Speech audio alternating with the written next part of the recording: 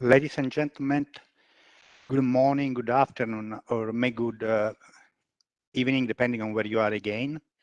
I am Luca Arciero, one of the members of the organizing committee of this webinar devoted to enhancing digital and global infrastructures in cross-border payments, which, as you know, has been organized in the context of Italy's presidency of the G20. It is a pleasure for me to welcome you to the second day of the webinar. Yesterday, we had a lot of food for thoughts, and I am confident that today's sessions will be insightful for you too.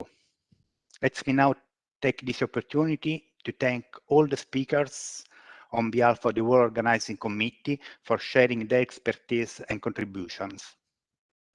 Let me recap a few housekeeping topics for those of you who were not attending yesterday. Today's webinar is being recorded. In order to minimize connection problems, your camera and microphones should be turned off. You can ask questions in the Q&A box in the course of the various sessions. To open the Q&A box, you can click the three dots on the lower right-hand corner of your screen. In chat, you can see the name of the person you should contact in case you have a technical problem. And finally, we have been requested to circulate the slide presented yesterday and today, and we are checking with the presenter for their distributions. Now, I'm very pleased to leave the floor to Ms. Victoria Cleland, Executive Director for Banking, Payments and Innovation at the Bank of England, and Deputy Chair of the Program Coordination Board of the CPMI, the Committee on Payments and Market Infrastructures, who will moderate the roundtable titled The G20 Roadmap, The Way Forward. Victoria, please, the virtual floor is yours. So much, Luca, and a really big welcome to everyone. Apologies that we've started late and entirely a technology issue from my perspective, which isn't so really sorry, but an enormous welcome to day two of the Bank d'Italia's conference around enhancing cross-border payments. It's brilliant that so many of you are joining us. I just wonder if it would be even more beautiful city of Rome. Sadly, I don't think that makes this conference any less exciting. Really big thank you to the Bank d'Italia for organising it, for the really inspirational remarks from your guests today. And as I say, I really do think this is an exciting conference. 2 years ago, cross-border payments were hardly sort of the G20 agenda. 2 years on, we understood what the real challenges are to enhancing cross-border payments. We've understood the frictions behind those. We've set out 19 building blocks to deliver them. So we've got to set those actions for us. So we've come an enormously long way. It's really exciting. Today is we're actually reviewing that has already, but we're also talking about the progress that we need to make forward. And it is important to make that progress. For a long time, cross-border payments have been sort of seen as slow, expensive to access and lacking in transparency. This roadmap gives us a way to address all of that.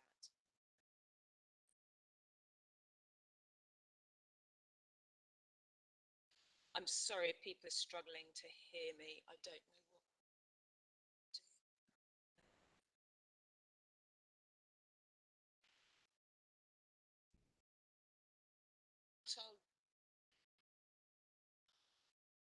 What I'm going to do is, can people hear me now? It's a fraction better, Victoria. It's very faint. If you can't hear me.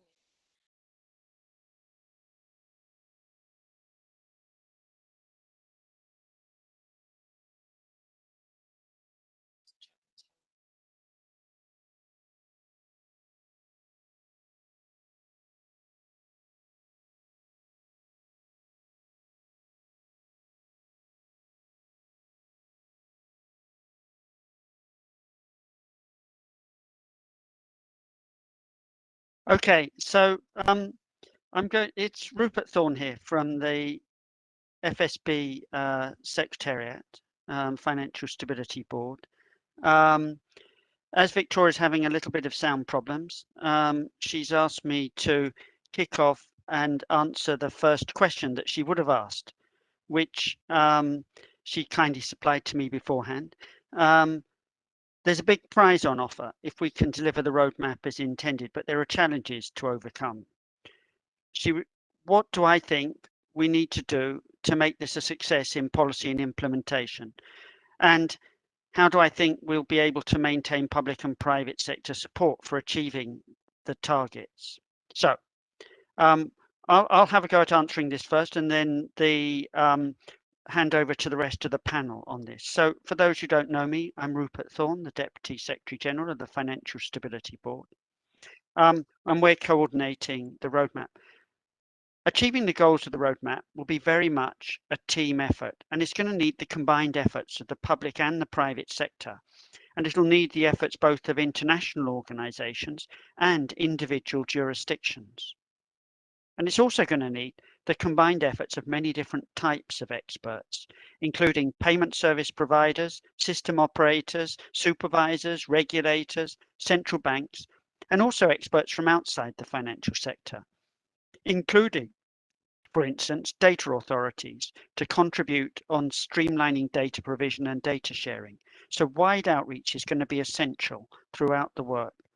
And the goals won't be achieved merely on paper by updating standards and issuing guidance, though we will do that. It will need significant investment in upgrading existing payment infrastructure and developing new systems. In order to make those goals more tangible, the FSB is developing a set of quantitative targets for what the roadmap aims to achieve. And we issued a consultation report in May and will be publishing the finalised targets next month. As the consultation report demonstrated, the targets are being designed so as to directly relate to the 4 challenges that the roadmap identified and that Victoria mentioned just now: cost, speed, access, and transparency. And they aim to measure the experience of end users. So they aim to define the level of ambition for the roadmap in practical terms, but they'll only successfully do that if we're able to measure the progress against them over time. There are no readily available data sources for these targets, so we're going to need to work with industry to develop means to monitor progress towards the targets in ways that are not unduly burdensome. Progress will be measured against these big picture targets, for instance, reduced average cost, shorter average times for funds to travel from sender to recipient. But it's likely to take a while to demonstrate progress in that sense of end user outcomes for these big projects. So it'll also be important to explain the actions that are being taken to achieve them and the benefits they'll bring. In other words, our annual report on the roadmap progress will also be important. Let me give a concrete example of the sorts of interconnections, how progress in one area will help with progress in another.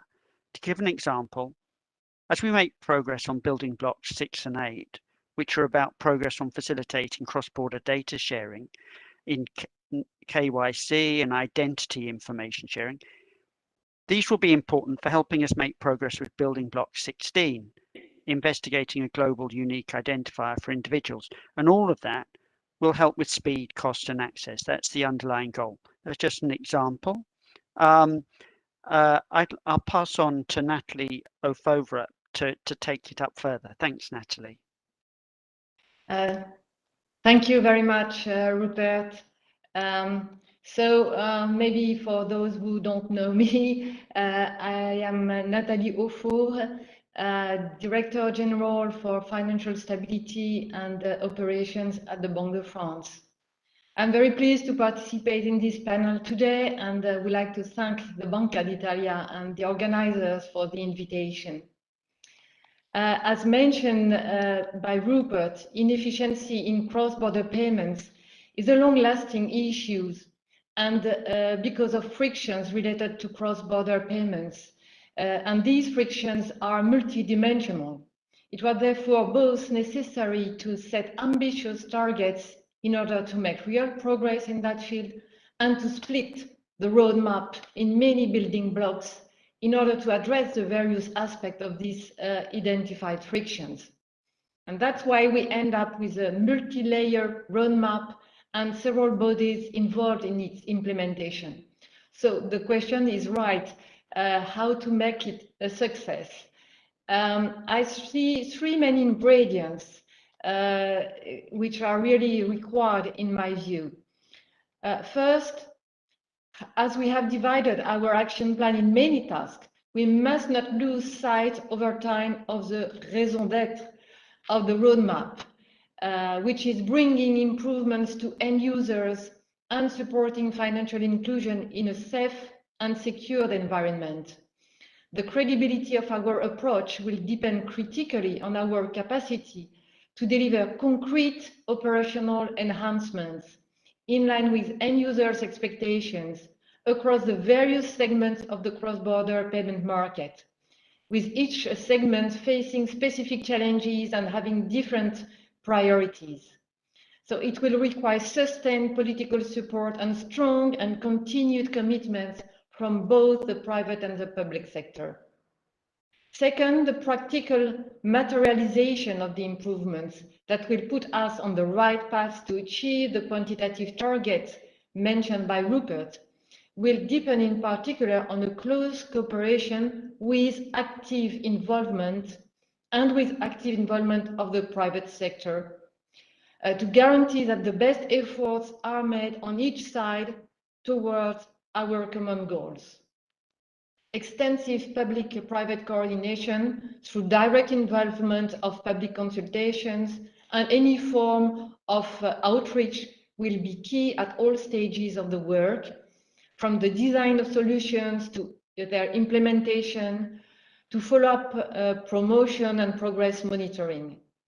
And here, central banks will have to play their own role. They have a key role to play in this journey through our role in improving the legacy systems, but also through an active contribution to the most innovative projects, such as CBDCs. Last but not least, we must ensure that the various building blocks comprising the roadmap are well addressed, taken in isolation, but also and foremost as a whole. This implicitly assumes that interdependencies are duly dealt with and that the actions in certain fields can duly leverage on the achievements in other ones, especially in those cases where improvements are a precondition to the achievement of other building blocks. This is, for instance, the case of the widespread adoption of ISO 2022 message format, or the extension of operating hours, which are a prerequisite for interlinking payment systems. The alignment of international standards and guidance across jurisdictions is another case in point, with many benefits expected across the actions of the roadmap. I stop there, Rupert, and maybe I give back the floor either to Rupert or... Victoria, you... Yeah. Okay, good. I've joined you. Thank you ever so much. And I think that one of these things that you taking over shows is that our collaboration and upfront planning has really helped. So I think that is actually something we could all learn for the roadmap. So thanks ever so much to Rupert and Natalie, and big apologies for not being able to introduce you. What I was going to say, if I was going to introduce you, was that we've got on this panel people who have been absolutely instrumental in the last year in helping us to start delivering what the roadmap sets out. Rupert, from FSB perspective, there are a number of building blocks that are owned by the FSB, who's also been pushing forward the work on targets, but also trying to coordinate all of us.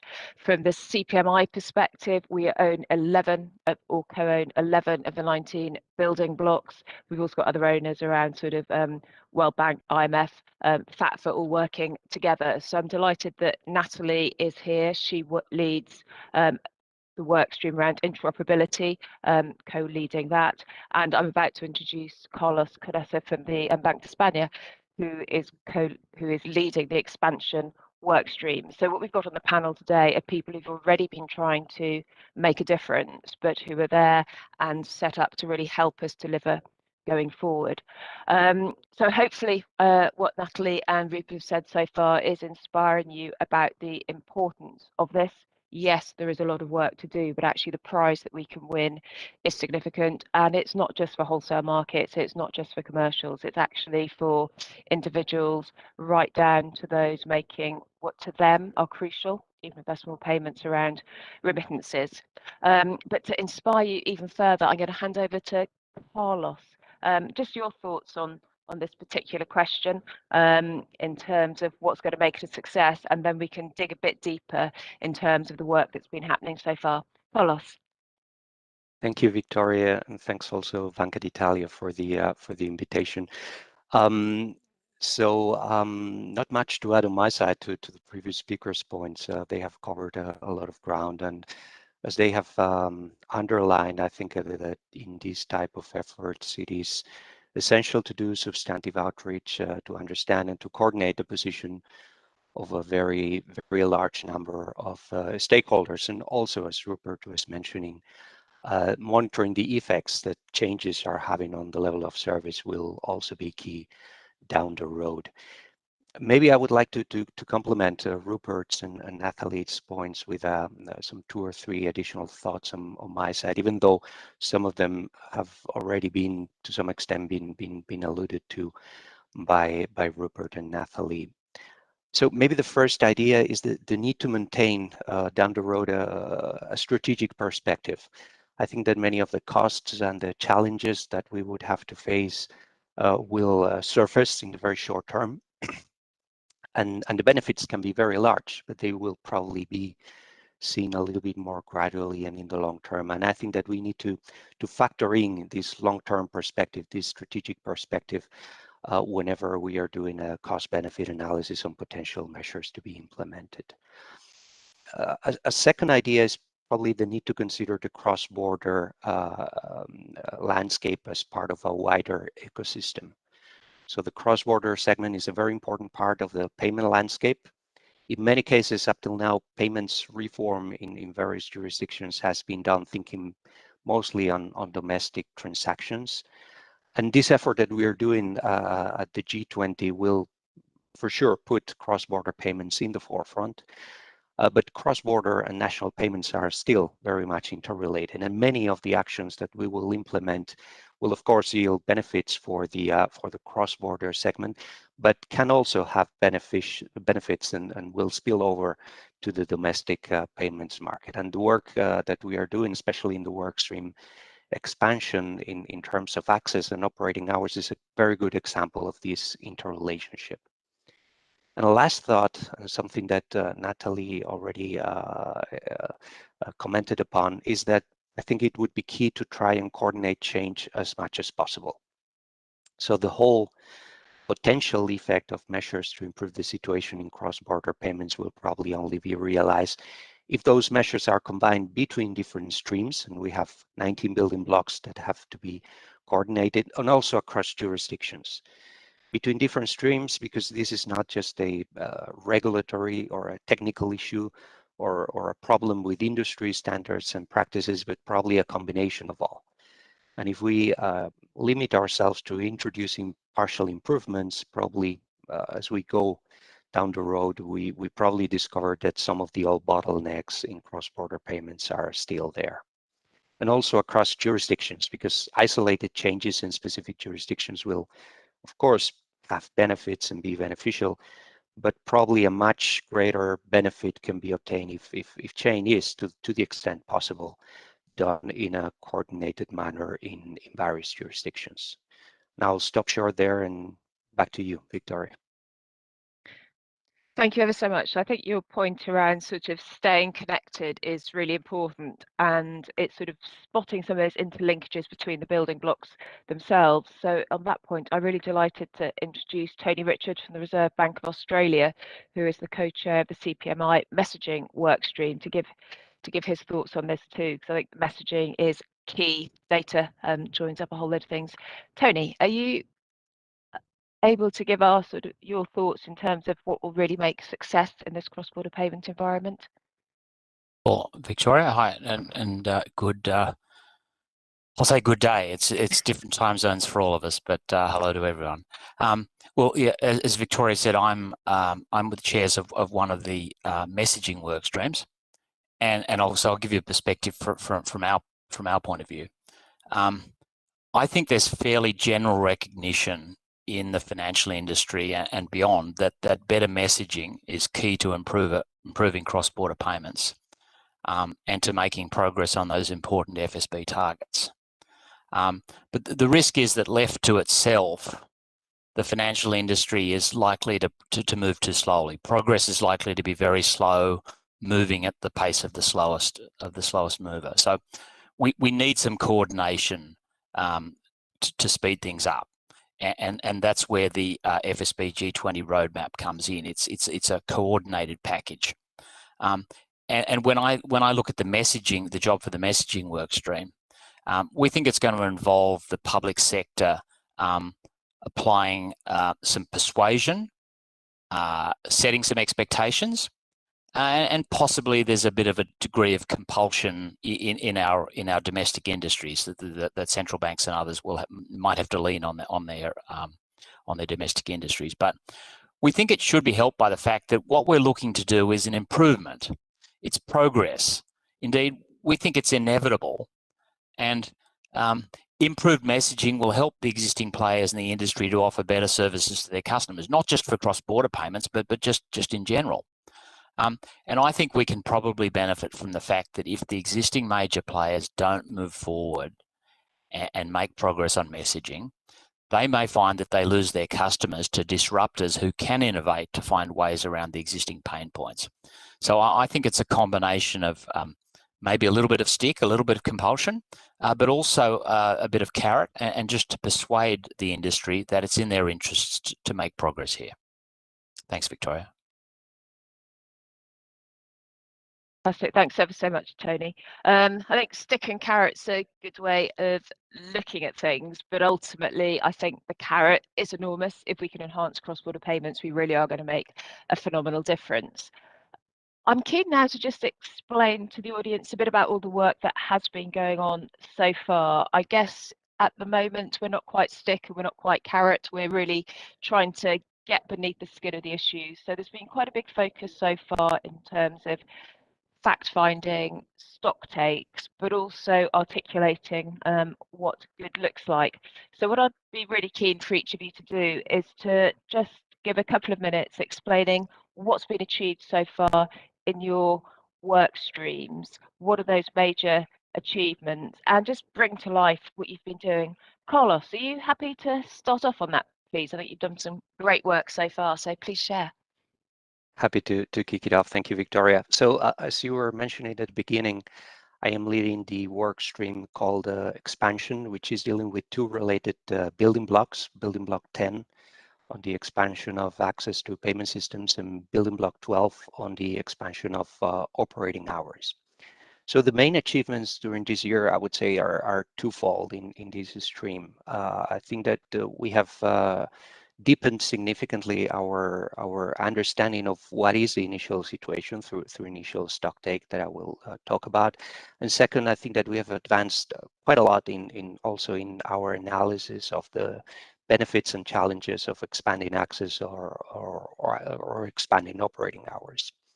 So in relation to the initial situation, we launched at the beginning of the year at the CPMI quite an extensive survey covering more than 80 jurisdictions that provided us with the basic information, with initial information to understand what was the starting point.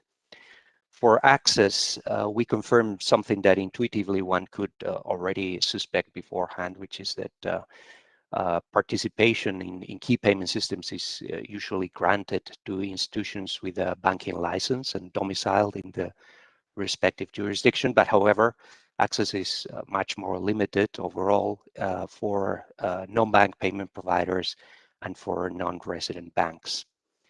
Turning to operating hours, their conclusion was also clear. There were significant gaps in the operating hours of payment systems across jurisdictions. Those gaps are obviously larger between systems in different regions and different time zones, but even within the same region and within same time zones, gaps were sizable, and those gaps were even bigger if we were to measure it on a weekly basis, as many of the systems are closed during weekends. These may cause delays in the payment processes. This may imply obstacles for business models based on, for example, simultaneous processing like PVP, as the time windows during which simultaneous settlement can take place could be quite narrow. Turning to the analysis, we have deepened our understanding of the potential benefits of increased access or extended operating hours, which could be in terms of more competition, more innovation, increased efficiency, especially in terms of speed, one of the targets that Rupert was mentioning at the beginning. But we also have a better view of the significant costs and the challenges associated to this expansion that can be regulatory, but also operational or financial. And also changes in the risk profiles or the systems or system participants have to be considered. One key aspect that I would like to underline is that we have also identified some jurisdictions that are more advanced, that have already experienced this type of expansion, either in access or operating hours, or that are planning to do them in the short term. And I think that analyzing in more detail these cases will help us to illustrate the benefits and also to find approaches that can be successful to face the different challenges identified. So summing up, I would say that during this year, we have gathered a lot of materials to do a complete initial stock take, and we have advancing the analysis to have a very solid foundation for further work. And in the very short term, our aim would be to share this analysis either through consultative papers or more informal outreach efforts to explain our work, to increase buying, and to obtain additional feedback for the next steps. Thank you. Fantastic. Thanks so much, Carlos. And yeah, we'll very soon be able to share some of the great work you've done to really try and get into that tricky issue around operating hours. Tony, you've whetted our appetites about the importance of messaging. So what have you been doing so far in your work stream? Right. Well, thanks, Victoria. Well, just to remind the audience of what the messaging work stream is about, it's about greater use of ISO 20022 and APIs in the domestic leg of cross-border payments. Now, so there's been a lot of progress in improving messaging between financial institutions in different countries. So the SWIFT network cross-border messaging has to switch to ISO 20022 by late 2025. So we think the shift to ISO 20022 on SWIFT messages will make it easier to make progress on the domestic legs of cross-border payments too. But as I said earlier, with left to itself, progress is likely to be very slow. So we're looking to coordinate to speed things up. I can't point to too much tangible at the moment because we're still in the early stages of stock taking and planning. What I can say is that there was a very successful tech sprint or hackathon that was organised by the BIS Innovation Hub in Singapore earlier this year that illustrated the potential for ISO 20022 and APIs to generate efficiencies and much better outcomes. And one of our working groups is about to do a survey which will give us a better sense of the extent to which ISO 20022 has already been adopted in domestic systems. So we're going to be going out and doing a survey of high-value clearing systems and fast payment systems. I expect we'll find there's a fairly high level of adoption, ISO adoption in the leading economies, because we know that RTGS systems or ACHs in some of the major economies have got ISO migrations nearly completed, or they're planning to finish ahead of the 2025 deadline. And the CPMI has recently done a survey of fast payment systems in its member countries. And we found of the 30 systems that we could identify and either planned or either operating or planned, 23 out of the 30 had implemented ISO or intend to do so. So that's at present, we've mostly been stock taking. getting a better sense of the task ahead, and you can expect to see a fair bit more from us in 2022. So thanks, Victoria. Great, thanks ever so much, Tony. And yeah, here in the UK, we're there on the ISO journey, bringing in like-for-like messaging next year. But yeah, lots to do, but exciting. Natalie, could you tell us a bit more about sort of your work stream? And in particular, I know there was a lot of reference yesterday to interlinking and things. Thank you. Yes, thank you, Victoria. Regarding the building block 3, which is defining common features of cross-border payment service levels, the main achievement this year has consisted in gaining a better knowledge of the diverse schemes and service level agreements, SLA, active in cross-border payments. Based on a survey, this work has shown a great diversity in the goals stakeholders pursue and in the different market segments. So it's also part of the difficulty because we have many different market segments and goals. But despite this diversity, we have identified a set of common features among most SLAs and schemes, which may have a bearing on the processing of cross-border payments. These common features run from governance aspects to technical standards and operational characteristics, which are also being taken into consideration and be improved by other building blocks. It's very important because these building block 3, the harmonization of SLAs, will make a bridge with the overall targets of the roadmap. Because if we succeed in making them, in including them in the commitments by the providers through the SLAs, it would be very important in order to make it implemented. If I can just take an example, a large adoption of internationally accepted technical standards can increase automation and ultimately speed by reducing the need for manual intervention. And we can have these commitments included in the SLAs. So further work is of course needed to build on these first findings. But I would say that thanks to the involvement of global and regional schemes which have responded to the survey we conducted, we have laid down the foundation for more concrete steps ahead.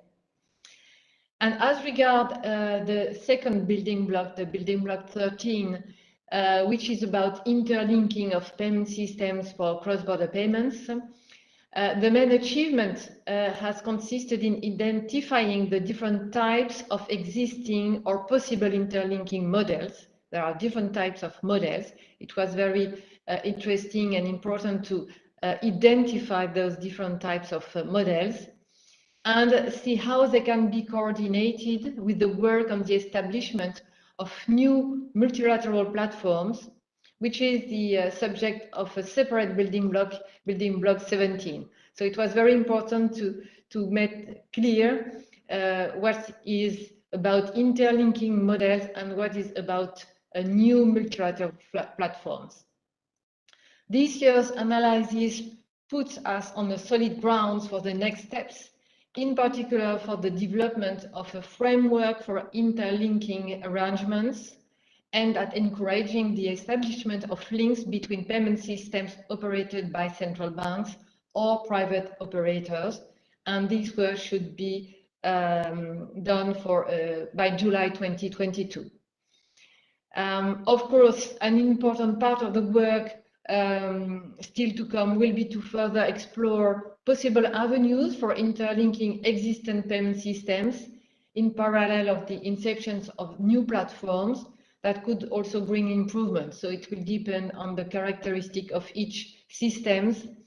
There is the idea that we should converge with only a multilateral platform. I think it will depend on the end state solution, which is the most appropriate in each corridor and depending on the end user's needs.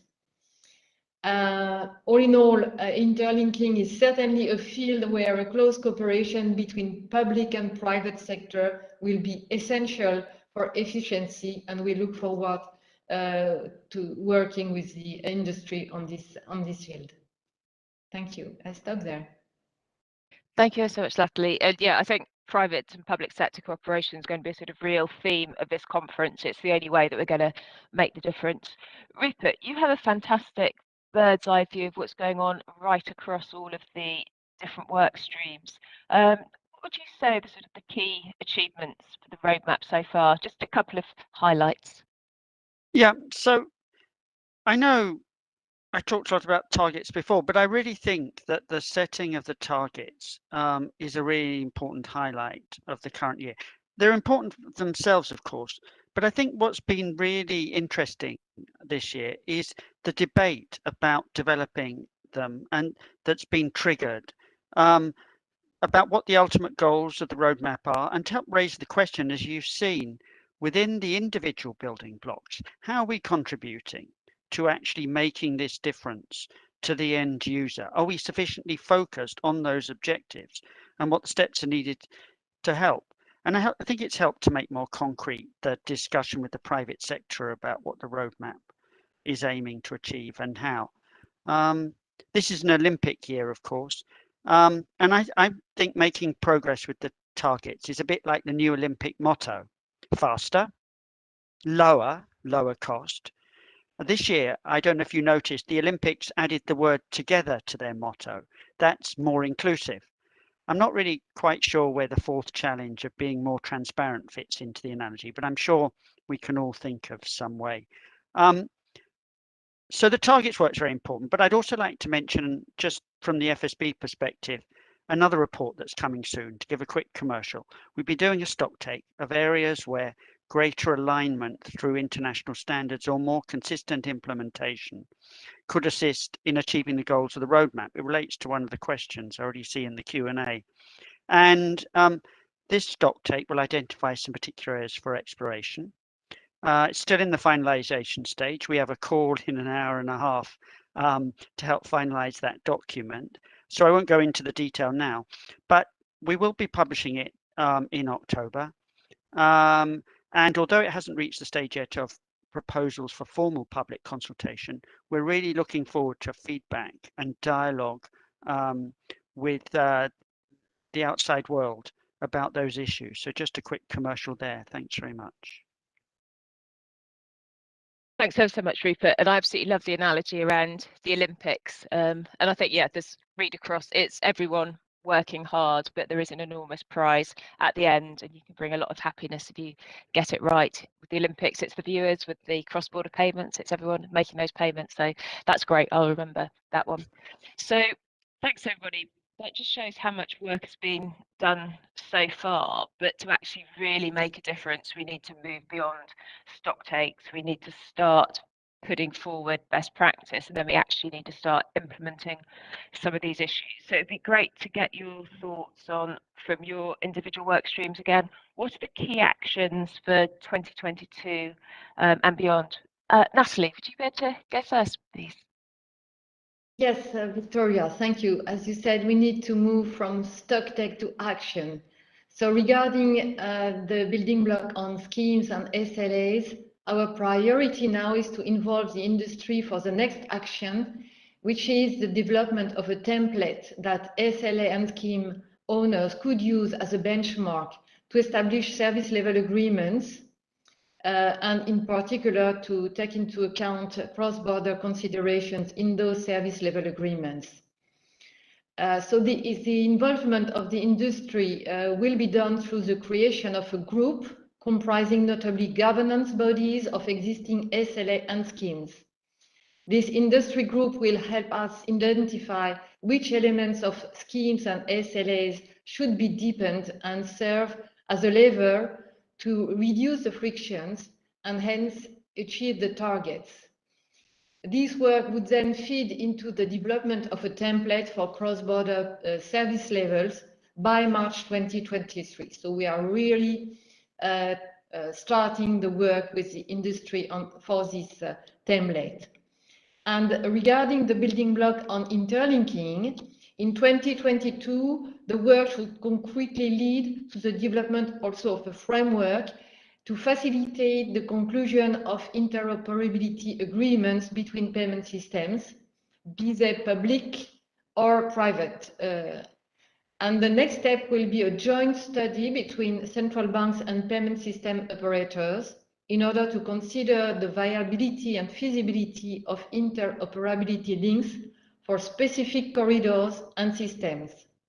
And this work will represent a key step forward toward the possibility of establishment of these links. A number of current existing system payments indicated when they were surveyed last year that they envisage to set up these links. So we really want to work with them and see how we can help them to implement these new links. Thank you, Victoria.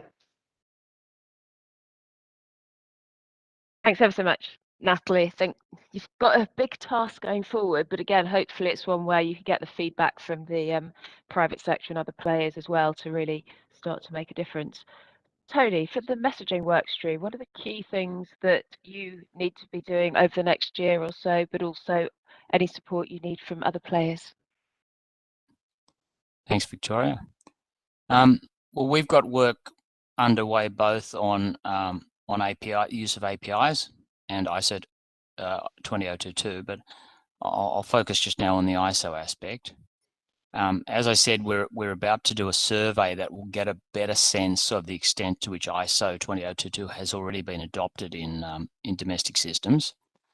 But we're expecting to find that different systems will have different flavors of messages and also different release versions of ISO. So there are going to be challenges in harmonization.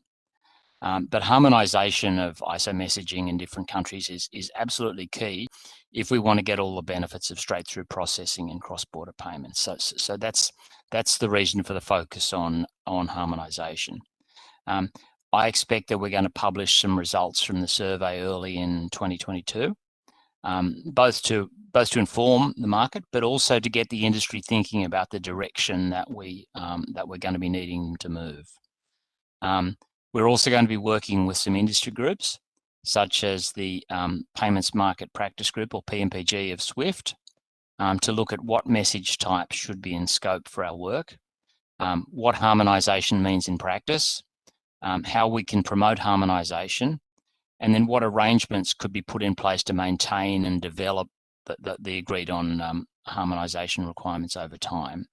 So I'm expecting that we'll have a couple of reports out on harmonization through to 2022, with the goal of having an agreed clear path towards harmonized use of ISO 20022 for both cross-border instructions when they're sent between countries, and also for the processing of those instructions within domestic payment systems. Thanks, Victoria. Great, thanks so much, Tony. And Carlos, from your work stream, what do you think the big highlights and actions are going to be over the next year or so? So in the work stream expansion, as I was mentioning before, we have spent most of 2021 working on the initial stocktake and preliminary analysis, and hopefully we'll devote the last months of the year to gather feedback from the market. And I believe that 2022 will be devoted, we'll focus on complete the analysis and publishing the report, the results. So for the access building block, the aim will be to develop best practices, which will probably take the form of a framework that central banks and other operators would be invited to use in order to reflect on the access regime that they apply to their systems. The aim here would not be to recommend a uniform access regime to all systems and jurisdictions, but rather to ensure that all aspects which might be relevant for cross-border payments are taken into account when considering the access rules, including the potential benefits of expansion for cross-border payments. And I hope that we will be able also to provide examples and approaches on how to overcome the different challenges. For the other building block, the extension of operating hours, what we're preparing is a set of several potential end states with different degrees of ambition that central banks and payment system operators may wish to consider in order to extend the operating hours of their systems. And here again, the aim would not be to recommend any end state in particular or require a very specific schedule, but rather the idea would be to first illustrate the benefits of extending operating hours, explain how challenges can be overcome, and very importantly, to provide central banks and operators with the right analytical tools to understand how their actions at the local level can improve the global picture by increasing overlaps and alignment in operating hours across systems in different jurisdictions. So our main objective will be to have those publications, those reports on best practices on access and on end states for operating hours published in the first half of 2022. But obviously this would not be the end of the process, and probably the hard part will begin afterwards with implementation at the local level, as in the end, in many cases, it would be up to local authorities, to central banks, to operators, to the financial community as a whole, to weigh the pros and cons of the different approaches and to choose the right approach and the speed of change that is more appropriate to the specific situation. So we will be, of course, be monitoring progress, but this is an effort that will probably last for several years going forward. Thank you. So back to you. Great, thanks ever so much. I think the work that you're doing, particularly on operating hours, is one where it's going to be really, really important to get some input from the public sector as well. I mean, there would be, if we change operating hours, there's a big role for us as central banks in changing RTGS operating hours, but actually, if that's longer, it has a big impact on every single participant of those systems. I think that's something where we're really keen to get some good engagement from the public sector as well. Rupert, what are your views on the highlights of the main actions for the year ahead? Where are you going to be keeping us all to account? So Natalie, Tony and Carlos have all spoken about some of the key individual actions for next year. And everyone has stressed, of course, the importance of coordination. That's absolutely key. The FSB provides a coordination umbrella for the roadmap. And in the next couple of weeks, we're going to be publishing the first annual report on the progress in the roadmap, cover not only progress, but next steps. So to get to put in writing many of the things that you've just heard about. This coordination will be even more important next year as we move beyond the first year and we increasingly move from stock takes and analysis to the work on operational improvements. We'll be delivering a further progress report next year in October. Next year is the year of the Indonesian G20 presidency, and they fully agree on the importance of the roadmap and that this will be a priority area for them. We'll also be working next year in the FSB on the data to measure progress against the targets. By October next year, we'll provide a report to the G20 and to the public with further details on how we're going to be monitoring progress, key performance indicators, for estimates of current performance. And that'll provide a baseline against which future progress can be measured. The responses we had this year to the public consultation demonstrated the interest of industry in contributing to the design of an effective data collection approach. And the October date for the report next year allows time for that approach to be developed with input from external stakeholders. That'll be really important. And we'll publish an interim report in June that on progress in this, and it's an opportunity to get further feedback. Just finally, I just take a moment to mention again our work on the interaction between data frameworks and cross-border payments in the FSB. We're currently conducting a stock take on that, and we'll be looking for private sector input on the results of that stock take in the early part of next year. And we'll also be exploring the scope for a global unique identifier for individuals, the obstacles and how they can be addressed. That works off to a little bit slower start than the original roadmap suggested, but watch that space. So thanks very much. Great, thanks ever so much, Rupert. Clearly lots for us all to do collectively, and all of your comments so far have been certainly triggering some questions. Sadly, we haven't got time for all of them. Just looking at the clock though, what are the questions here, and any of you might have a view on this? I think it gets to one of the real issues we've talked about in terms of the interdependencies between the building blocks is, what are the panel's thoughts on the need for regulatory harmonisation as a prerequisite for achievement of the targets? Anyone like to sort of comment on that? So do we need the regulatory harmonisation first, or can we do things together? How's it going to work? Any takers from the panel? All right, as the others don't go, I should go quickly and say, if we wait for regulatory harmonisation, nothing will ever be achieved. So we live in a world, a real world, and not the perfect world. So it's really important to start to make progress, as people are, in the different building blocks, recognising the reality that different jurisdictions have different legal systems, different priorities in broader sense, in areas such as data. And we need to work within that. We need to look for areas where minimum consistency is important and focus sharply on those. I just make that big picture point. Right, I think that's absolutely crucial, Rupert. Any other panel members want to come in on that particular point? Maybe I can give it a go, but just Yeah. echoing Rupert's remarks. I mean, probably at some point in time, some regulatory harmonization or revision might be necessary, but there's a lot of things that we can do in many building blocks in order to progress. And waiting for that harmonization or revision is not a condition to really advance in many fronts. And in particular, I think that many of the building blocks that we have commented upon in this panel can progress without waiting for that. Great, thank you. And I think from both those answers, there's a real sense, yes, regulatory harmonisation is important, but we can't let the best be the enemy of the good. There is so much else we need to be moving forward on together. Just 2 minutes left. There was one question that I actually really liked, but don't worry, I'm going to try and answer it myself quickly.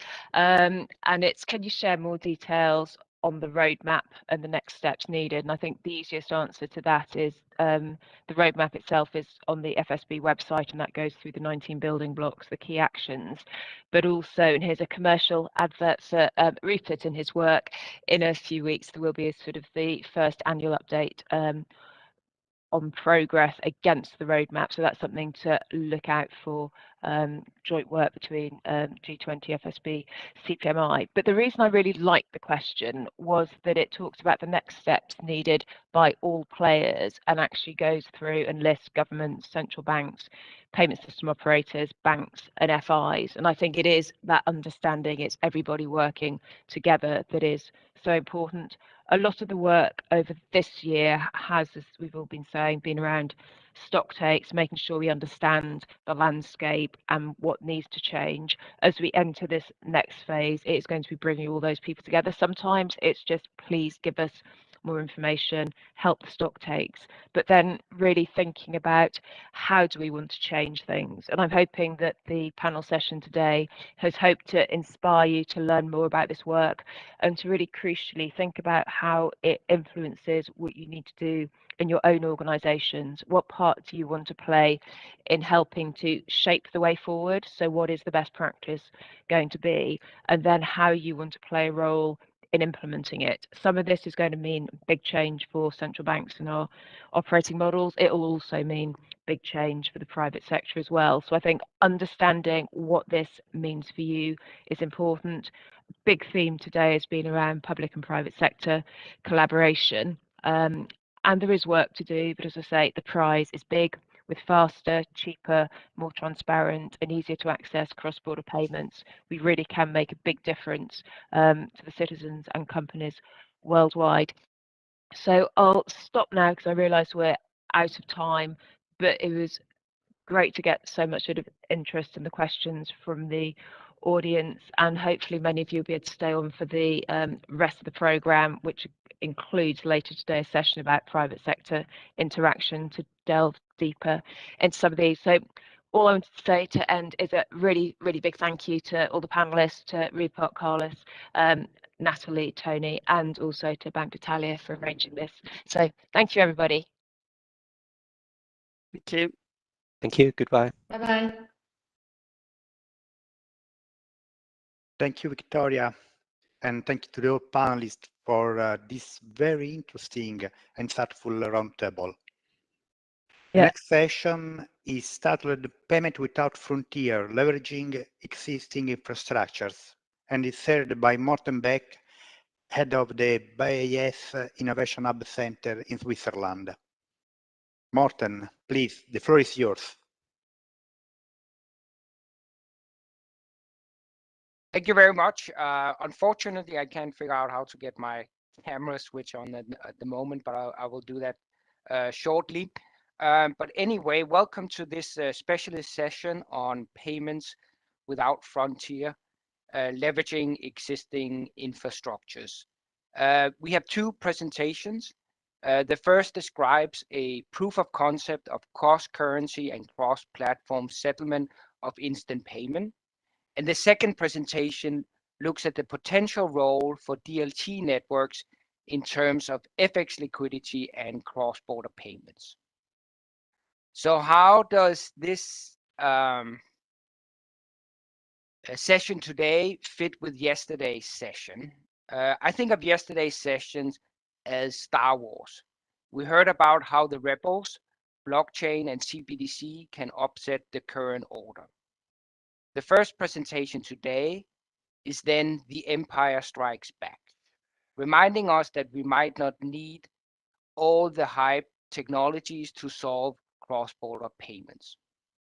The last presentation is then The Return of the Jedi, reminding us that regardless of what you do, you need the Jedi, that is FX conversion, and the presentation very interestingly proposes a new way of doing this. The first presentation is by Mehdi Mana and will be discussed by Anneke Kosen. Mehdi is the Chief Executive Officer of Buna, which seeks to enable real-time safe payments throughout the Arab world and beyond.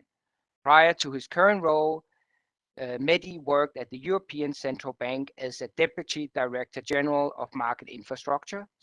And among other things, he was deeply involved in T2S TIPS and led the ECB's task force on crypto assets.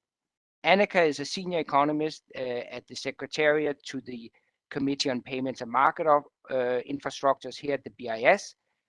Prior to her current role, she was a research advisor at the Bank of Canada, and her research really focusing on payments modernization and in particular liquidity usage, behavior, and risk in payment system. But without further ado, and I will try and get my camera on, let me hand over the virtual floor to Mr. Mana. Thank you. Thank you very much, Martin. Thank you very much to Banca d'Italia for organizing this this session. It's an honor, it's a pleasure to be connected again with many friends and to share news about Buna, and in particular the results also of this very fruitful experiment that we did in collaboration with Banca d'Italia. Please allow me to share my screen for a short presentation that is covering indeed what we did in this experiment.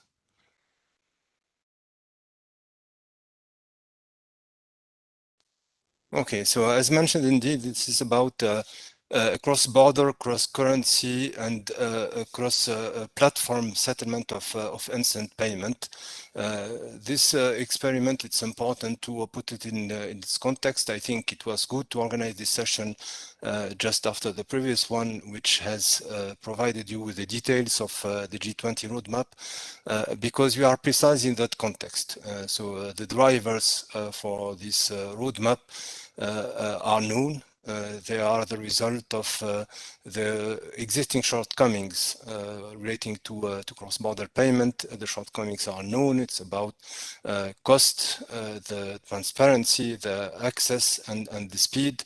On each one of them, there are different challenges and not always optimum results that are being delivered to citizens and firms to make good use of payment rails. The G20 roadmap, which has been initiated and delivered under the Saudi presidency, is a very instrumental and welcome work to tackle these inefficiencies. There are, as already explained by Victoria and the previous panel, 5 focus areas that are declined into 19 building blocks, and a few of them are particularly relevant in the context of our experiment. So here we refer to building block 13 on interoperability and 17 on multilateral platforms, but we could have referred also to building block 3 and maybe a few others that fit perfectly in the context of this experiment. We welcome, of course, the fact that indeed this work has continued under the Italian presidency. So, and this is how this experiment has been initiated by the colleagues from Banca d'Italia, inviting us to join forces to see what we can achieve today, as mentioned by Martin, within the current context, without thinking about too futuristic technology, without substantial investment. What we have today between our hands is allowing us to achieve, and what are possibly the obstacles to deliver ready today efficient cross-border settlement also in the instant payment context. As a matter of fact, the two organizations, so Banca d'Italia and the Arab Regional Payment Clearing and Settlement Organization, are operating 2 different payment solutions for instant payments. We have TIPS on one side, we have Buna instant payment solution on the other side. So the aim was to test what we can achieve ready with what we have available on these 2 sides to see what are the possible shortcomings, what are the possible challenges. Very quickly, just for the recollection, I'm quite sure that a large portion of the audience is very familiar with all that, but I still face certain time is a question on what is instant payment precisely and what makes it different compared to a normal payment. There are a few features, in particular in terms of speed. So generally the aim is to process instant payment in a matter of seconds, generally with a limit to 10 to 20 seconds to the full execution of the payment. Another important feature is the 24/7 availability, and finally the fact that the payment can be trackable end-to-end in terms of execution, including generally, but not always, the confirmation from the receiving side. The context of the proof of concept and the aim, also the proof of concept, coming back to what Natalie said in the previous panel, was to put the roadmap into action. So we wanted to provide something tangible and as close as possible to the reality. So with the involvement of the different actors that could be involved in a chain of payment, cross-border, cross-region, and cross-platform again, we used a common use case, which is the one of remittance between 2 regions, again in instant payment context. And to be very concrete here, the payment was being initiated in Italy with destination Jordan, and also with 2 currency involved, the euro at the initiation and the Jordanian dinar at the reception of the payment. 2 important features that I will come back to them. The use of standard in terms of messaging and in terms of connectivity as well. that were a key enabler, I would say, for the success of these experiments.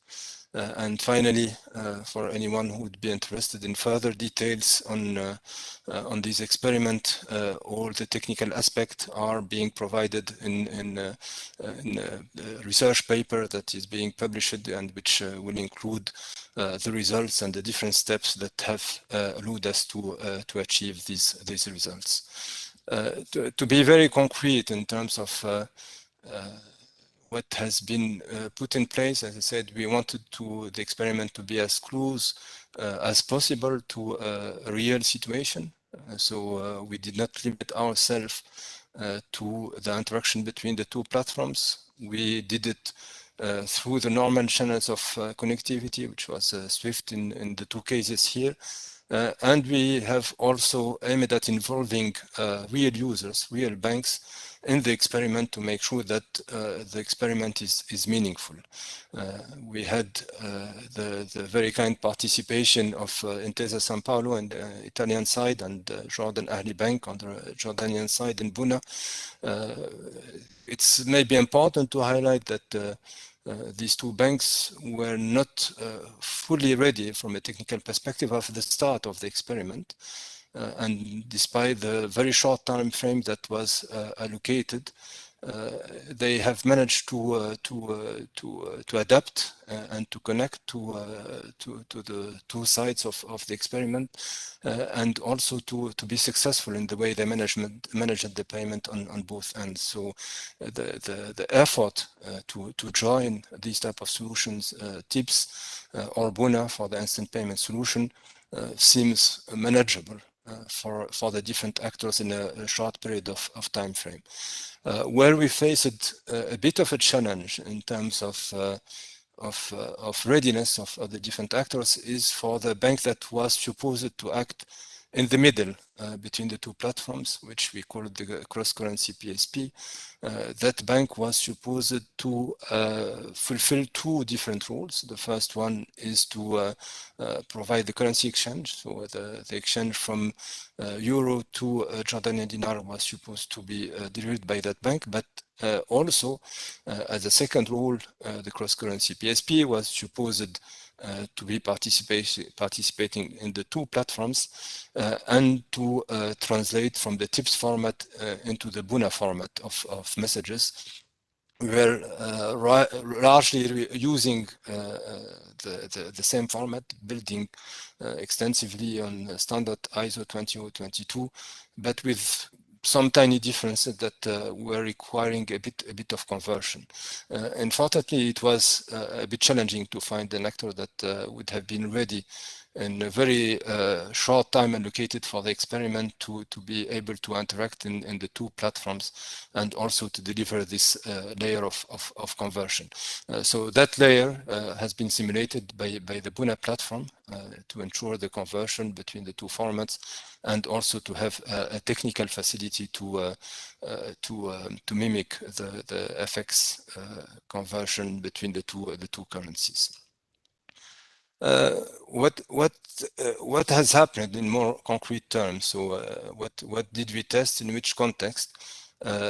All that did not happen in real environments. So we are not doing it in production. We were not handling real money. It was purely in test environment, which was facilitating certain aspects, but making a few others more complicated or more challenging in terms of performance in particular. So generally, test environment are less performant than what could be achieved in production. We made the choice, I will come back to that later, of switching off the different tools to do the screening of sanctions and AML and fraud detections and counter-financing of terrorism that existed on the side of the two banks, but also in Buna we have this feature as well that we made the choice of turning off for the sake of facilitating the experiment.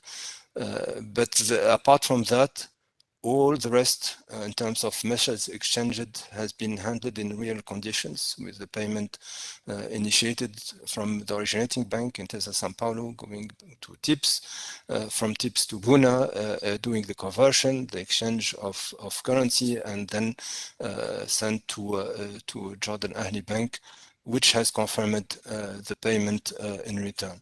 The good thing is that we managed to process that below our objective of timing, and so meaning that we were even faster than we were hoping to be. So our aim was to handle the full loop in less than 20 seconds, and despite the fact that we are in test environment with less capacity from the different platforms and actors, the settlement has been achieved a full loop again, end to end, in less than 15 seconds, which is a very encouraging results. And again, in the context of the experiment, which was really processed in a very, very limited time, with a lot of challenges and risk that we were taking at the beginning. So we were not sure how far we can push the limits, how much we could achieve, but we were very positively surprised that the full loop was manageable to be delivered in a short time frame, in terms of project, but also in terms of speed of payment. We faced a few challenges, of course, but with a good cooperation and the fact that the different actors, which I thank very warmly, all of them, for this commitment to make this experiment successful, we have been able to demonstrate that the instant payment can be achieved in this context across region, across platforms, and with a cross-currency dimension as well.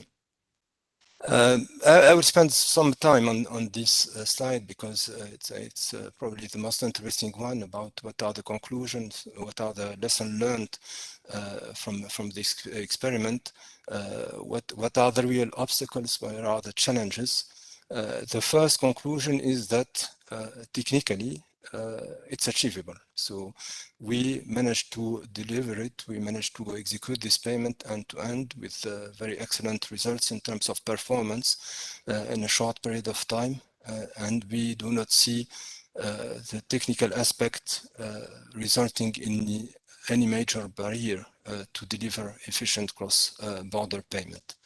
The second important conclusion is that the use and the reliance of standard in terms of connectivity, in terms of messages. So here again, it was largely ISO 20022 standard on both sides, were an important enabler for the two platforms to interact between each other, for the two banks to be onboarded quickly, and also for managing the conversion from one platform to another in an easy manner.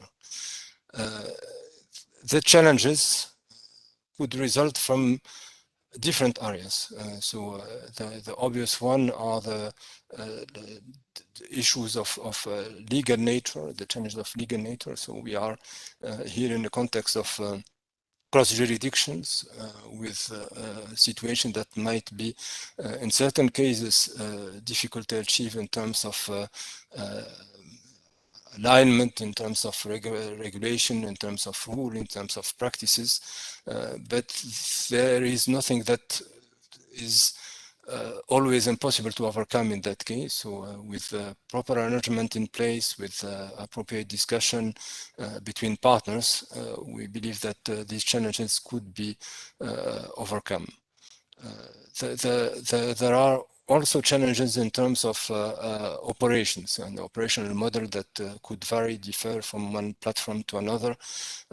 Here as well, we don't see a particular dead end that cannot be resolved in terms of operational issue, especially that we were in the context of instant payment here, meaning that on both sides we are delivering 24/7 availability, and the issue of aligning on operating hours at least was not on the table in this specific context. I mentioned earlier that we made the choice of switching off the different tools to ensure sanction screening and compliance checks and fraud checks as well. What would be the result of activating them? Would that affect negatively the result of the experiment? And there are two different aspects to consider. The checks themselves, these tools are today more and more performant, so they don't consume that much time to be executed. The question is more about how to deal with the possible hits. And while we don't expect these tools to be too consuming in terms of timing, the way possible hits will be managed is something that has to be agreed upon and most likely will result in rejection of payment in the context of instant. The real challenge, and this is a fact that we have to bear in mind in the cross-currency context, is the additional risk that could result from the FX conversion, and in particular from the effect of dealing with less liquid currency. So as a matter of fact, here it's a more business and economic factor that could play, and they are quite intrinsic to the situation of the different geographies. It might be a challenge to ensure the same with less liquid currencies when the real actors are involved. Finally, a forward-looking slide on what could happen next. And there I see, I mentioned here three aspects. On the Buna side, we are making something concrete out of what we tested with the colleagues of Banca d'Italia and TIPS. We are already today discussing with operators of instant payment in some Arab countries, in Jordan precisely, but also in Bahrain and others, the possibility of positioning Buna as a gateway between these different solutions to deliver cross-border instant payment in the region. On the TIP side, similar initiatives are being considered with the Riksbank in particular, with the inclusion of the Swedish krona and possibly in the future also an FX component to be attached to it, or currency conversion to be attached to it. And finally, the recent work of the BIS Innovation Hub and the initiative Nexus in particular, which is aiming precisely at facilitating the interaction and the interoperability between different instant payment solutions, which we are following very closely, and we hope that with the experiment that we have just achieved, we are also contributing to it in terms of input. Thank you very much for your attention. So I'm reaching the end of my presentation. Thank you very much. I will now give the floor to Annika. Thank you. Thank you very much. Let me see if I can share my slides. Yes. Seems to work. There. So can you see my slides? Perfect. So yeah. So thank you. Thanks to the organizers for having me here today. I also must say that I feel especially honored to discuss this paper, to discuss this work, because it allowed me to read the paper that the team has written about this project. And I think this paper really shows that the team has put a lot of work in this. And also that it is not easy. It's not easy to link systems, to link platforms, that it comes with a lot of challenges, a lot of complexities. But yes, I think complexities and these challenges can be overcome by experiments. So experiments like these. So I think this is really great work. Thanks for that, and thanks for the opportunity to discuss this work. So what I want to do, I want to start with a very quick summary of this proof of concept, and then I'll turn to a few questions just to kick off a discussion. So very short. So this exercise, it studies the feasibility of interlinking the TIPS instant payment system of the Euro system with Buna BS. Focuses on small instant remittance payments sent by an Italian bank that participates in TIPS to a Jordanian bank participating in Buna IPS. Very quickly, just for you to understand, how would that work? So the steps that this transaction would go through are the following. So an Italian bank sends a payment in euro to TIPS using ISO 222 format. TIPS then reserves the amount in euro and forwards the payment to a Buna IPS participant that actually acts, that is willing to act as a cross-currency PSP. So this participant, what it means, it converts the payment to Jordanian dinar and then forwards the payment to Buna IPS. Buna then reserves the dinar amount, forwards the payment into the final Jordanian bank. And then a few additional steps to confirm the whole process. So the bank confirms the payment back to Buna, Buna settles the payment, confirms it back to the both Buna parties. Cross-currency PSP then confirms it back to TIPS, and TIPS settles the payment in euro and confirms it to the both TIPS parties. So that's the idea behind this proof of concept, at least how I understood. So in terms of some implementation features, so the exercise tested 4 transactions, €3 each. The focus was on the technical linkage between the 2 systems, where the compliance systems were still turned off. And I think another important feature is that the role of this cross-currency PSP was actually simulated because there was no participant, there was no bank available that actually met the technical requirements of both framework systems. Outcome, all the 4 test transactions were successfully received, settled, and confirmed within an average of 15 seconds. And I guess the main conclusions of this work is first, yes, a technical linkage between TIPS and Buna IPS is possible. And 2, harmonization of the messaging standards is an important enabler, but not strictly necessary when, or maybe I should say if, a cross-currency PSP acts as a translator. And then finally, the paper says, okay, there's some open issues that we still want to dive into, but we need to further assess, such as foreign exchange risks and legal and operational risks. So that's in a nutshell what the team has been doing. So let me turn to a few questions, comments. So I think first I want to say this initiative is actually really crossing borders. So I think in general, there are different borders that a payment can cross. Country borders, currency borders, platform borders. Now, TIPS itself is actually already crossing both country borders and currency borders. And the same holds for the Buna IPS system. It's already crossing 2 of these borders. Now, what's unique about this interlinkage is actually there's a third dimension added to this. So now we're actually having 2 platforms interlinking, which means that the payments processed here are actually also crossing platform borders. So I think that's great. I mean, this is really great work. Just a few questions. So I think my first question relates to a sentence in the paper about how this work actually all got started. So the paper says, okay, TIPS and Buna IPS are working in a similar way. Hence, at high level, their interconnection seems feasible. Now here, I was wondering what exactly are or were these key similarities that made you feel that this would be feasible? Was it because both platforms are instant payment systems?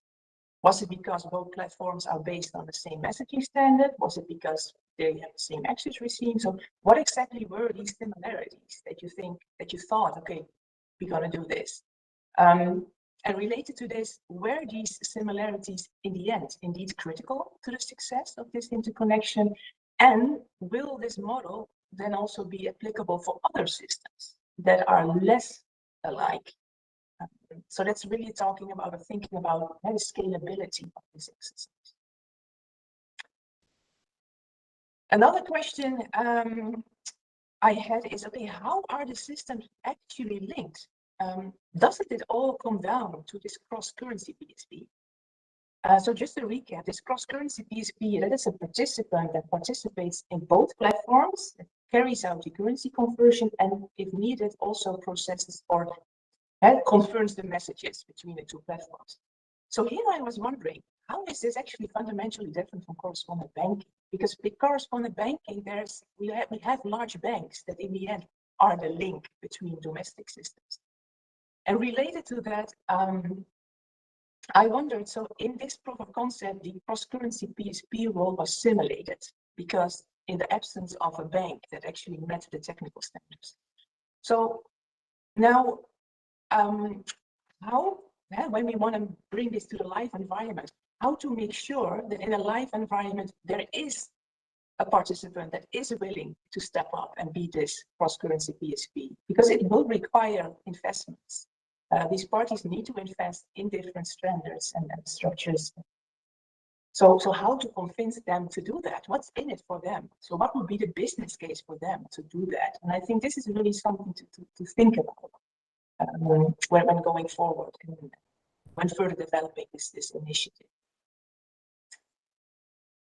Then I think my last question is the paper. So when you want to publish a paper, I think it would really benefit from some further analysis on how this initiative would reduce the 4 key frictions in cross-border payments. So earlier this session, we learned about the FSB paper, a consultation paper that was launched this summer, with concrete targets for remittance payments, speed, cost, access, and transparency targets. So I think it would be valuable for your paper if you could assess how a transaction processed through this TIPS BUNA and TIPS and IPS linkage, how it would perform on these four targets. And then my final slide, just more high-level futuristic question. So like I said in the beginning, I think this initiative is really crossing borders. And I think it has potential in facilitating cross-border payments. Mehdi, you already mentioned also the Nexus blueprint as one of the other initiatives being undertaken. And I think that's fine. I think that's actually great. The more payment systems can be linked, the better. So in that respect, I was wondering, should we think about also adding another dimension, a 4th dimension, crossing technology borders? For example, what would be the challenges if we would link these existing systems with, for example, DLT-based systems like an MCBDC? I know this is just another step ahead, but I think these are relevant questions to also think about. So let me stop here and leave some time for questions from the audience. Thank you. Thank you very much. Mehdi, do you want to, I'll give you 1 or 2 minutes very quickly to answer Annika's questions, and then we will have to turn to the other paper. But there were a couple of questions in the chat, so maybe you can answer them in the chat also. Thank you very much. Okay, thank you. Yeah, very briefly on the questions raised by Annika, the 2 main ones at least. On the role of the PSP, so indeed a lot was relying on them in this interoperability that we have engaged with between TIPS and BUNA. It's one approach, so we could have opted with for a different approach to interlink the 2 systems, but this one deemed to be the most easy to implement or the most flexible to implement. How to motivate the PSP for the real case, I think it's a matter of opportunity, as you rightly said. And as a matter of fact, when we contacted a few banks to check with them whether they would be willing to contribute to this, the motivation was very high. So the interest was there. The interest was there, and they see indeed the benefits for the real life as well. The limitation was strictly due to the limited time for them to be ready technically on both platforms, but there was certainly no lack of interest from that aspect. Finally, regarding the different aspects that we considered common or similar on both platforms, they are relating, as you rightly pointed to the scheme. So it was the similar flavor of instant payment, so with a different sequence of messages to be exchanged in the two systems, and also to the same again standard of message, or largely the same standard of message being used on both ends, that made it possible to interact quickly and to deliver this experiment very quickly as well. Okay, thank you very much. We'll now turn to the second paper, and I'll ask Dong Hee to present. To save on time, I'll put my introductions in the chat, but over to you, Dong. Thank you very much, Morten. Good morning to colleagues and friends from Washington, D.C. And it's still dark here, but I'm very pleased to be able to join you today. I'm presenting some work we're doing at the Monetary and Capital Markets Department in the fund. Actually, the co-author is Professor Rod Garrett, who is also here among the participants. So I will leave him to answer the very difficult questions, but let me see whether I can start sharing my screen. You can see my screen, right?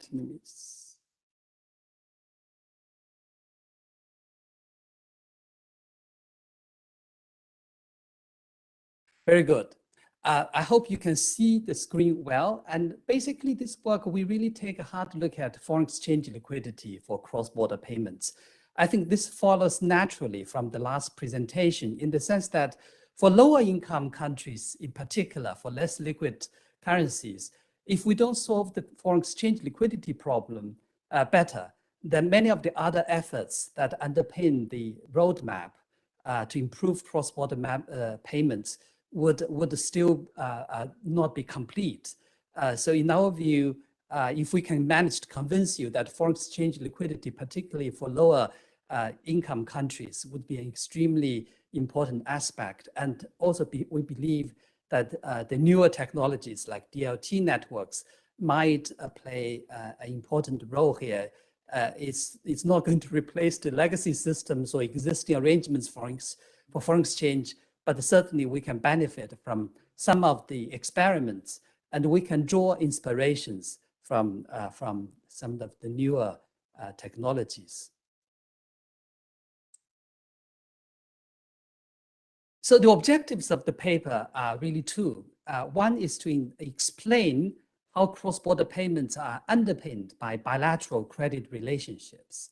So here we really separate the cross-border payments into two issues.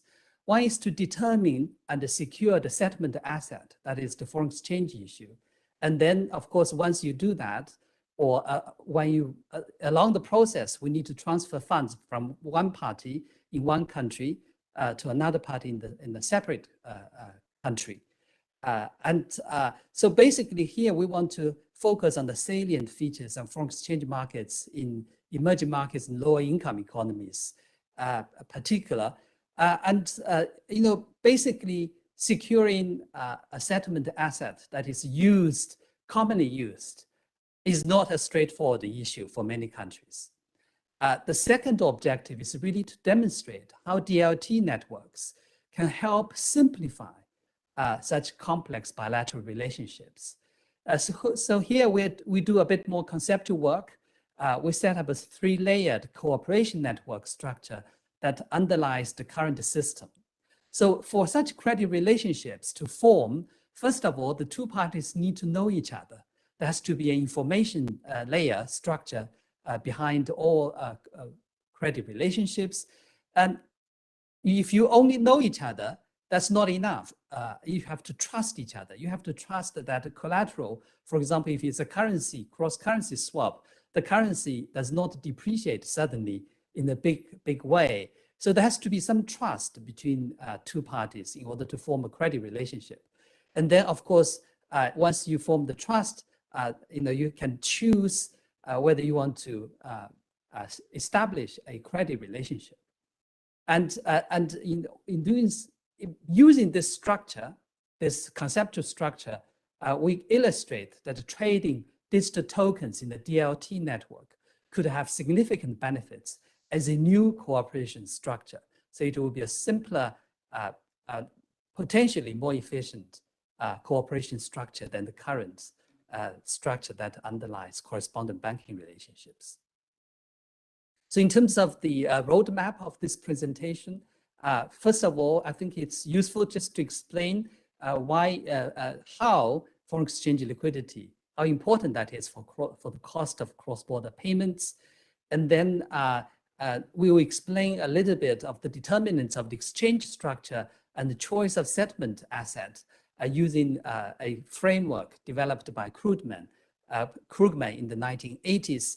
And here we would emphasize that both transaction costs and accessibility to credit lines particularly for those countries that do not use reserve currencies there as their own local currencies. That's a very important element of the choice of settlement asset. And then I'll introduce the three-layered cooperation network, underlying credit relationships, and finally, somewhat briefly to explain the role of DLT networks in setting up a new cooperation structure.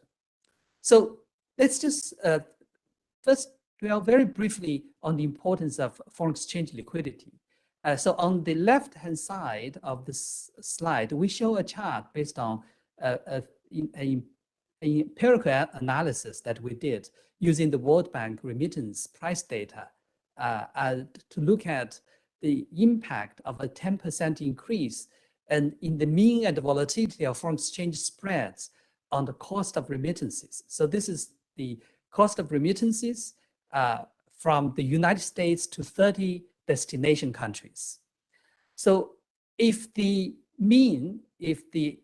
average level of foreign exchange spreads, that's the dollar spread against the local currency, is increased by 10%, then the cost of remittance, for example, for a $200 remittance would increase by 2.9%.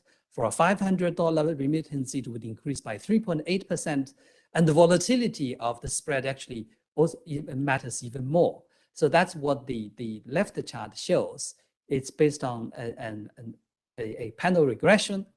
And on the right-hand side of the slide, I borrow a chart from McKinsey report in 2016, I think.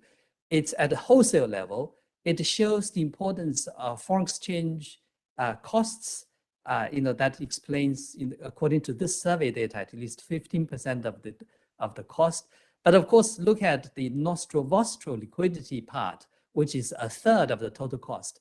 And that split liquidity problem, of course, is integrally part of the cost of foreign exchange as well. So just this chart is just an illustration, to show the importance of foreign exchange liquidity. Quantitatively, we think that is quite significant based on this exercise. So for a lower income economy, the difficulty in securing reserve assets and settlement assets can be explained by this idea of separating between payment and exchange structures. So Krugman basically pointed out that the way we make payments cross borders, of course, is determined both by the trade relationships, investment flows, but also it depends on how we actually use certain currencies to make payments. Given the importance of transaction cost, it's economical, for example, for one or a few dominant vehicle currencies to be used as the payment currency.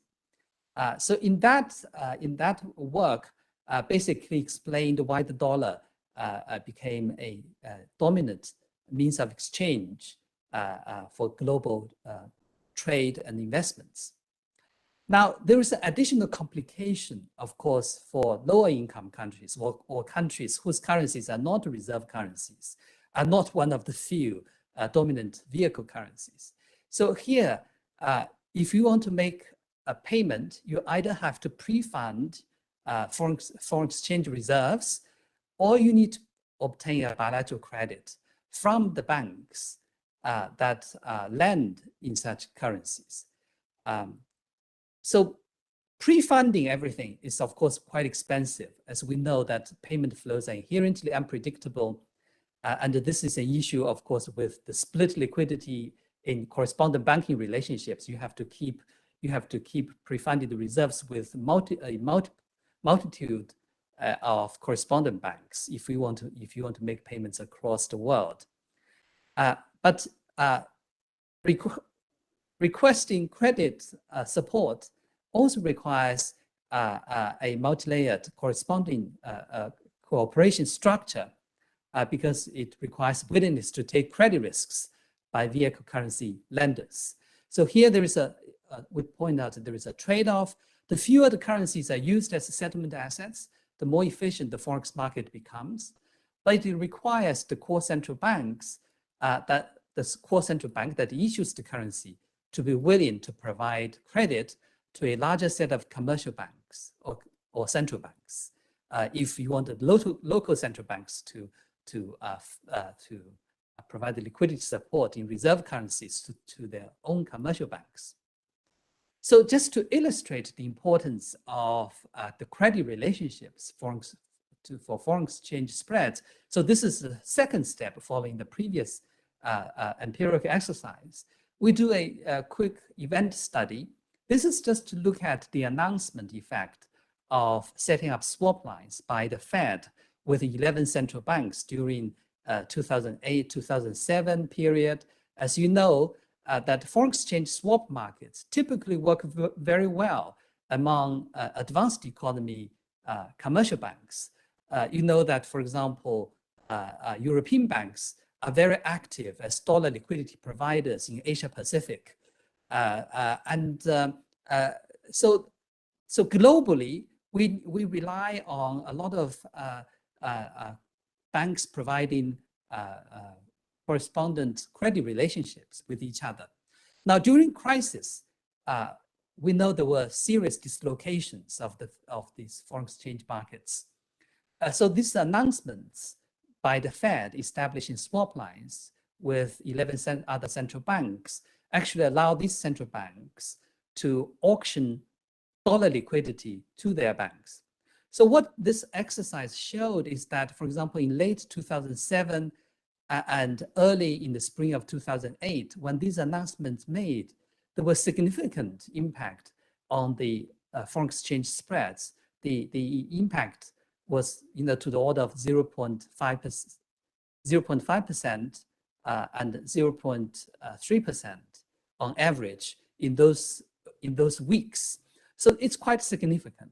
Now, what happened in the crisis period to a lot of the advanced economy foreign exchange markets? You could characterize this kind of situation even for normal times in lower income countries. So lower income countries, the banks face similar problems to the problems that advanced economy commercial banks face in normal times, in crisis times. So for these economies, they're constantly worried about securing foreign exchange liquidity if you want to effect payments at a reasonable cost. So to explain this situation, we introduced a three-layered cooperation structure.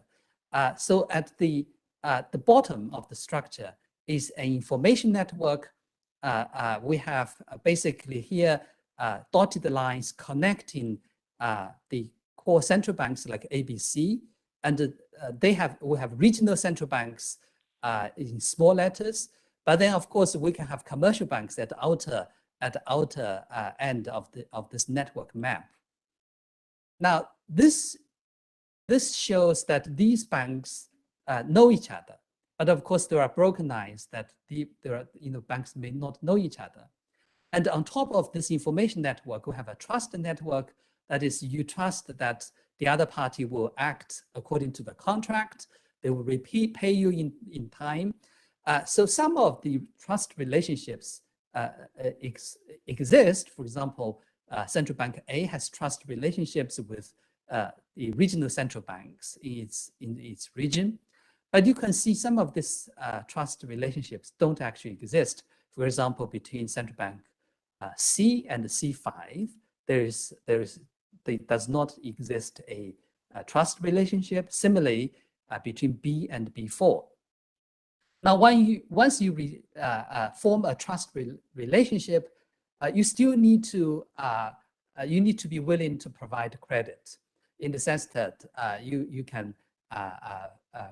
are willing to accept the other party's collateral, for example, its local currency, as a collateral. So once we have the solid lines to show in the top layer that these banks actually have formed credit relationships.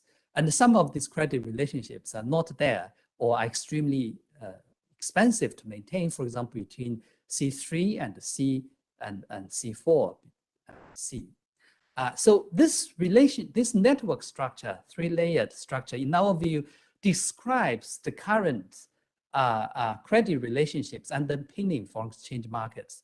That's why, in the conceptual way, foreign exchange liquidity is expensive and difficult to secure for many low-income countries, because there is a lack of or broken credit relationships between them, between the end users and the commercial banks, and between commercial banks in these countries and advanced economy commercial banks, or between the commercial banks in these economies and their own central banks. That's because their central banks could not form a credit relationship with central banks in the advanced economies.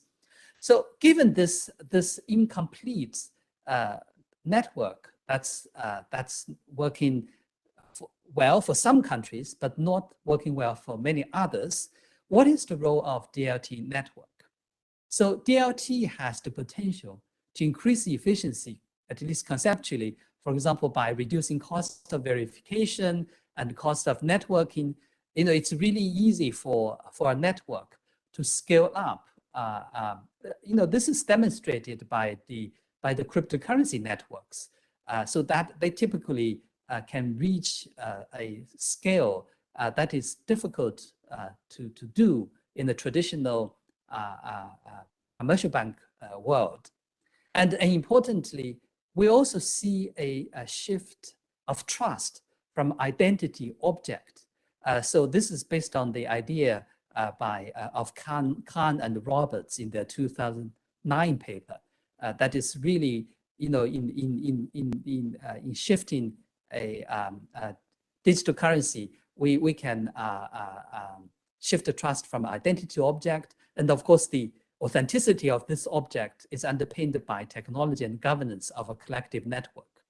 So we can demonstrate, given the time limits, I will not go into details for each layer, for the information structure, the trust structure, and the funding structure. These innovations in the DLT networks have the potential to improve the workings of the networks, and a new cooperation network can emerge that's going to be more complete and more efficient and cost effective for cross-border payments. So just to conclude, we believe that new platforms for trading digital tokens on the DLT network can improve the cooperation structure underlying cross-border payments by alleviating information requirements through scale and the geographical reach, shifting trust from bilateral counterparts to a network governed by a collective body of participants, from identity authentication to object authentication, and of course by democratizing and atomizing funding and reducing credit risks through smart contracts, liquidity pool, and decentralized liquidity saving mechanisms. These types of innovations, in a way, you could argue, you could interpret that this paper really helps make the case for focus area E of the G20 roadmap by explaining why these building blocks in focus area E will improve cross-border payments. So Morten, let me stop here. Thank you. Thank you very much. We'll turn it over to James Chapman, who has promised to do the fastest discussion ever. Over to you, James. I will try. Can you hear me, Morten? Perfect. Yes, think we can. Awesome. Okay. Thanks. So I won't share my slides since it's going to be a quick discussion, but I will send them so folks can take a look at them. First of all, thanks for letting me discuss the paper. I think I learned a lot. And these views, of course, are my views and not necessarily the views of the Bank of Canada. So I'm not going to do a summary of the paper because I think Dong did a great job, better than I could. And instead, I'll turn it to, I think, some of the comments I want to focus on. First, I just look back in time. Morten talked about Star Wars, which is from the 70s. I'll have another 70s reference, which is Herstatt Bank. So Herstatt Bank failed in 1974. Deutschmark payments were sent to it, but it didn't send the US leg of all those FX transactions. this ultimately led to a lot of the structures we see now, the Basel Committee, the CPSS, which turned to CPMI. Morton has a paper on how this led to the advent of real-time gross settlement systems for wholesale payments. So basically, a lot of the costs of FX transactions, which is one of the points of the author, is that FX transactions are costly. But I think another point, and this is why I'm bringing up Herstatt Bank, is FX settlements are ultimately dynamic. That's where the risks are. And this is not just because credit risk, but it's also because of timing, because settlement systems don't run 24/7. And I bring that up because what the authors are, my main comment is really what the authors are talking about in terms of a DLT system and smart contracts. It's a possible new solution, a new blueprint for FX transactions and settlement. They argue that this could reduce verification costs, importantly shift the trust, which is they point out as one of the main problems in FX transactions, the shift of this lack of trust from individuals to trusting the token in the system. And also DLT might allow smart contracts that allow decentralized LSMs, as well as liquidity pools to provide liquidity. I bring up Herstatt risk because I think the other key thing that a DLT could do relative to the current infrastructure is run 24/7 across different borders, right? So this allows for more efficient real-time settlement of the transactions. But that being said, I just want to bring up a couple of points that the author should think about. First, ultimately, for now, DLT is connected to traditional finance. So a lot of the lack of information, lack of trust, or costs are going to be at those choke points for any DLT solution. The liquidity, even with liquidity pools, liquidity is still ultimately reserve assets, which are these vehicle currencies. So I don't think it really solves the liquidity problems. And I'll highlight a paper that Rod's also co-authored this paper with this under the CPMI banner on intraday liquidity. Should be coming out soon, and where we show that LSMs may not save liquidity. LSM design is a lot more complex than just saying it'll save liquidity. So I think those are my main comments, and I'll leave a couple minutes left for questions. And I'll send my slides too. Sorry. Thank you very much, James. Any reflections on those comments? Thank you, James. I'm sorry I didn't leave enough time for you to show your slides, but I think I really actually agree with you. I think maybe we should have highlighted Herstatt risks. So you mentioned that it's a timing issue. It's important. So you can have real time throughout the world, 24/7. That of course that would improve. That's a feature of DLT network. I know that we are trying to extend the operating hours of traditional systems, but in the DLT network by nature, I think it's going to be real time around the clock.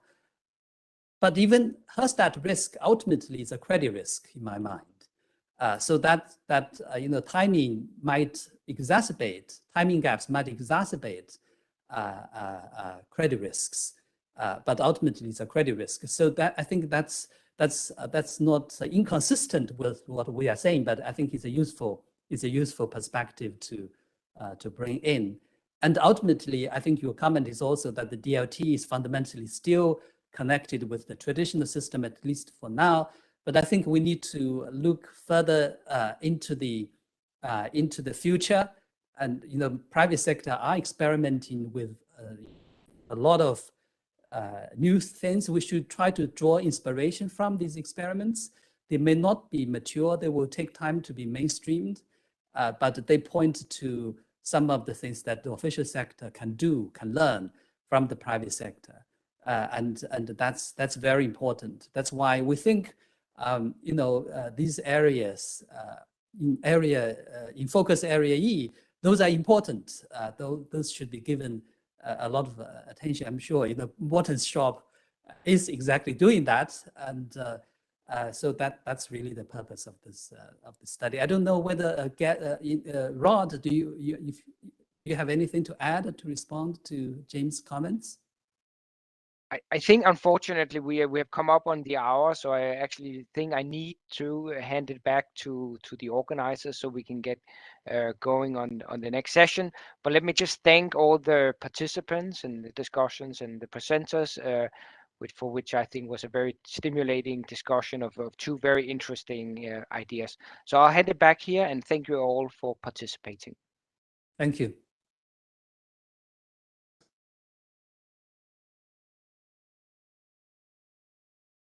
Thank you very much indeed, Morten, for and to the presenter and discussant for their very stimulating contribution to this webinar. Now, the last session is titled Enhancing Cross-Border Payments, Public-Private Interactions. The session is chaired by the First Deputy Governor of the Sveriges Riksbank, Cecilia Skingsley. Governor Skingsley, please, the virtual floor is yours. Thank you very much, Luca. Good morning, good afternoon, good evening, wherever you are, and welcome to this last panel at the conference, Enhancing Digital and Global Infrastructures in Cross-Border Payments. Yes, as been said, my name is Cecilia Skingsley, and I'm the First Deputy Governor here at the Central Bank of Sweden in Stockholm. I'm also a member of the Committee for Payments and Market Infrastructure, the CPMI, and I also, when it comes to the FSB G20 cross-border payments agenda, I chair 3 of the work streams, namely about interoperable platforms, stable coins, and CBDCs, building blocks 17, 18, and 19 to be precise.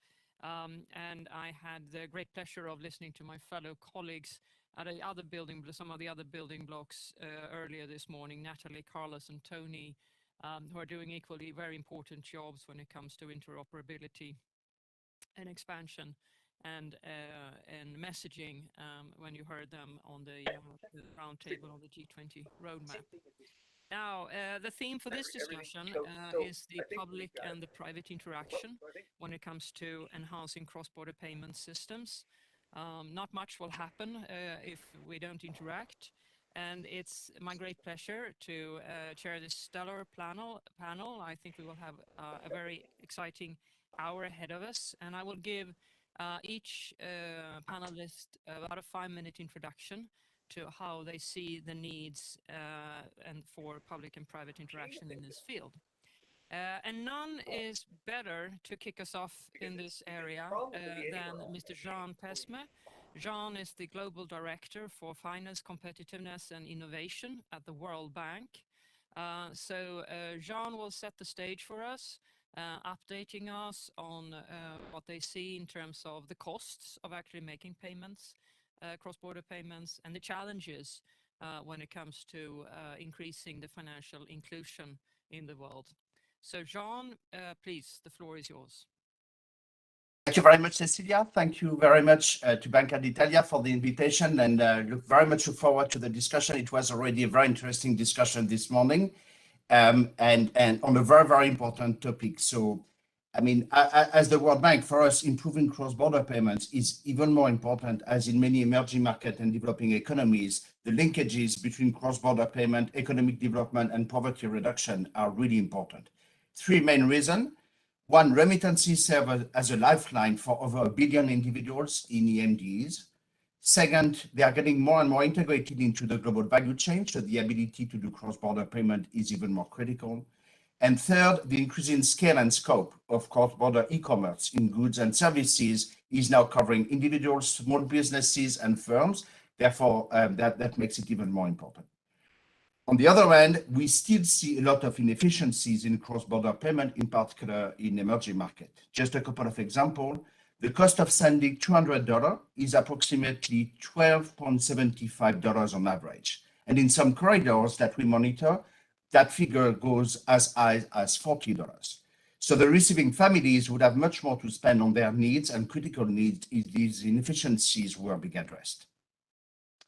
And in emerging markets, both little firms, individuals, face greater challenges in cross-border payments. First, because they typically bank with smaller and local regional banks, which do not have access or direct linkages with global correspondent bank.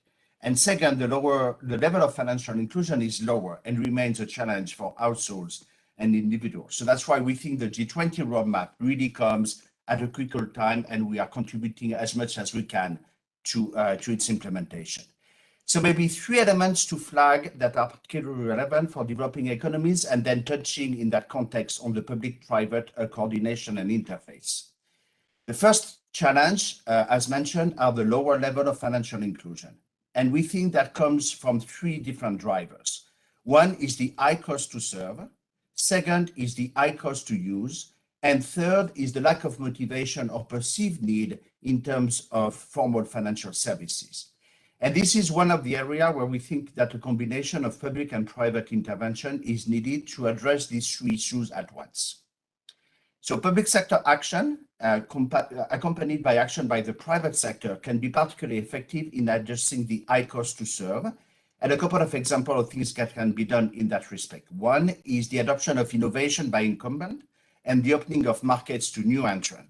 Of course, we need to do that in a responsible way, risk-based, but opening markets and pushing for innovation by incumbent through more competition is really important.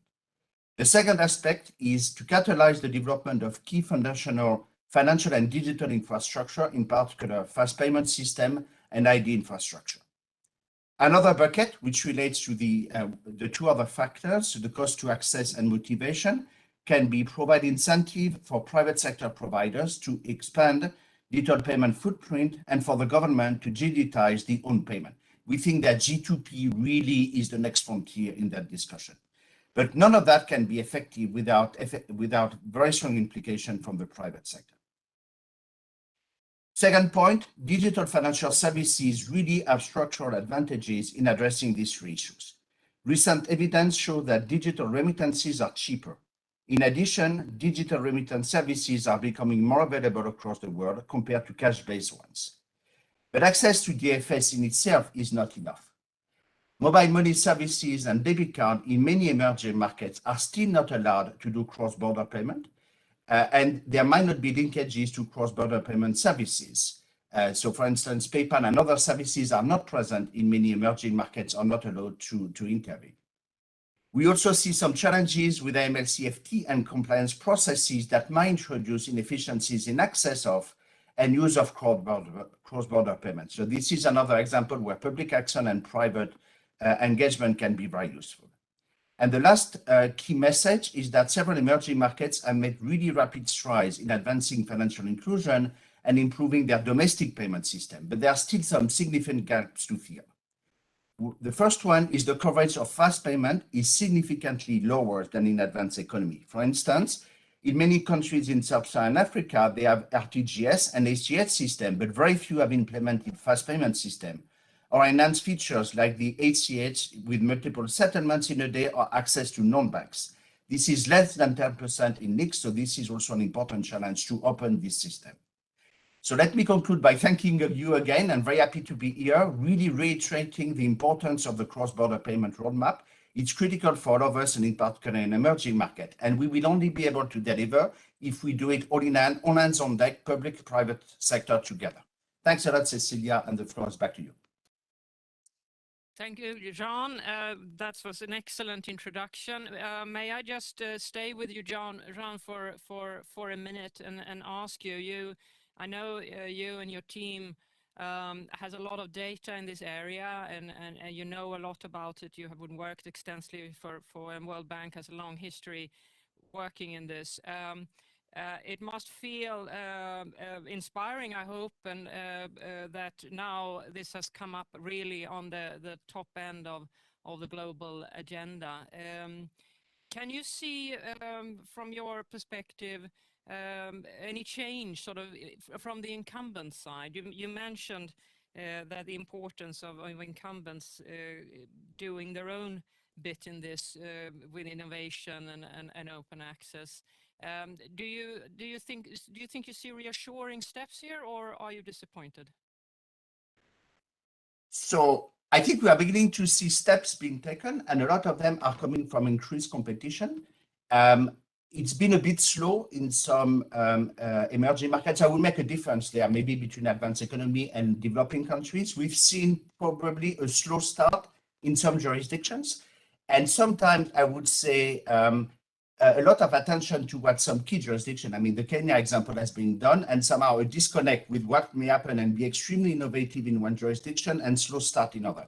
Now, our sense is that really this is moving across the board because you have many more players and therefore incumbents have to be a bit more important. This is also raising important challenges of level playing field between financial service provider, and that's a big challenge for regulators and the public sector, but we see that move. Now, there's still a long way to be done. And what we hope is that all the changes that have been triggered by COVID will stay. We don't want to get out of the improvement that has been done. But the main element in our view going forward would be government to people payment, G2P, and the fact that that can really help scaling up, and that will probably force some of these governments to be even more innovative than they have been so far. Okay, thank you very much, John. We'll come back later on more of these questions. To carry on the introductions, our next speaker is Diane Reeves. Diane is Group General Manager, the Global Head of Liquidity and Cash Management at the HSBC. She's been having this position, I think, for a decade, but she's also been running global transaction services at Citi. So Diane, I think, is very well positioned to point out where the weaknesses are in the current system and what also needs to be addressed in order for the private sector to be able to supply sufficient payment services. So over to you, Diane, please. I am really excited to be here today and to join you. Can you just confirm you can hear me all right? Okay. Yesterday, I had the opportunity to listen to the panel on enhancing digital and global infrastructures in correspondent banking payments. And it was good to hear the contradictory perspectives. And I must say, as an overview, I sort of side with the academics at the moment. Hopefully this is an unbiased view, but they were not very strongly supportive of central banks solving all the problems in regards to cross-border payments. They thought that we should have cooperation, which can result in better solutions when we work together to solve something, rather than when some individual entity is trying to do it, even a central bank singularly. And so I believe that the correspondent banking opportunities in the past have solved specific issues, and many of those solutions could, in fact, be used. But I think that the central banks are pivotal in solving these challenges. They have a unique opportunity not only to serve their constituents, the constituents that are small businesses and consumers, but even some of the larger corporates. In many ways, all central banks are allowed to mandate solutions to the market, to get everybody moving in the same direction, to get scale and volume to make it a successful system, a payment system. So from my perspective, that is something that you could continue to do. It's drive adoption, use the community, support your constituents, and perhaps even mandate where things. The problem is people who work on this have to give in. You can't have everything according to a domestic scenario today because everyone's different. So each of the countries that are going to go towards this solution have to give and take on that. And we'll talk a bit more about some of those pain points later and some of the challenges and some examples of failure. But I do think that there's a lot of private sector solutions that can be taken advantage of that can accelerate the change that's needed. And in fact, I don't believe that the central bank needs to run everything. I believe the central banks should obviously have policy and governing body and principles to adhere to. And in some cases, we have seen central banks owning the infrastructure and running it. But I've seen recently that central banks have been reconsidering that, whether there is a more optimal solution to have somebody else do it. And we can talk about some of those pitfalls in a bit. I think you've got a few questions for us. So I'll stop there. Thank you, Diane. That's a good introduction. May I just stay with you also for another minute, Diane? I think you're touching on the really the crucial issues here. Where should central banks kind of take on the leadership and where should they perhaps stay back a bit? And I know they're usually not a universal answer to that question. It depends a lot on domestic situation and where in history you are, so to say. I can think of a number of examples where it was the right thing to do for the public sector as a whole, not necessarily the central bank, to move forwards, while others was less successful. Can you point to any particular example when you find that this was a good lesson learned, either because it went very well or it did not go so well? I guess I'll start at the broader perspective. I think where the central banks are defining eligibility criteria, rules of membership, resolution requirements, wind down procedures, as we talked about, and even liquidity contributions to an infrastructure, I've seen to be helpful examples. I'm not sure I would say, when I give a couple of examples, that I would consider them unsuccessful. It's just maybe technology progress, reconsideration of options took place. So more recently, I think we all know that Vocalink is now owned by MasterCard. But however, the central bank is still guiding the membership, the rules, and the way forward. So this is a case where perhaps they could do this more efficiently. I've seen other examples. HKMA, they have a multi-currency system in the country, and they are settling for their own currency, the Hong Kong dollar, but have, if you can say the word outsourced, or have requested other banks to participate and clear on a specific currency that they're particularly good at. And so they took a combination of offerings, if you will, and made sure that worked effectively, instead of them having to settle for 4 currencies. And the challenges with having to settle for 4 currencies or anything that's not in your sweet spot is you have to basically interact with millions of consumers and hundreds of thousands of corporations, and you have to reconcile each and every day, and you have to have quite a large liquidity pool.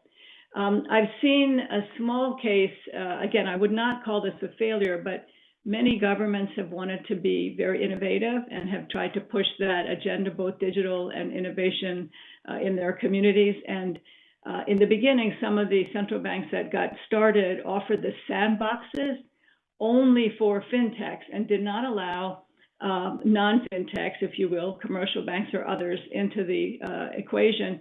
The implication, I think, was that commercial banks don't innovate, but in fact, that isn't really the case, and I think innovation should come from any source.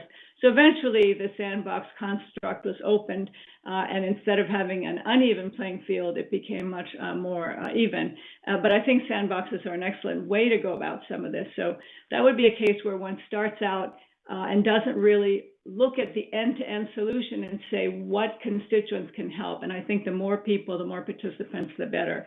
So those would be some things I'd say for now. Thank you, Diane. Thank you for sharing that with us. We'll come back to go a bit further, and then the question of sandboxes, accelerators, is also an interesting one. The next speaker in the panel is João Manuel Pinho de Mello. He's a fellow colleague of mine, Deputy Governor at the Central Bank of Brazil.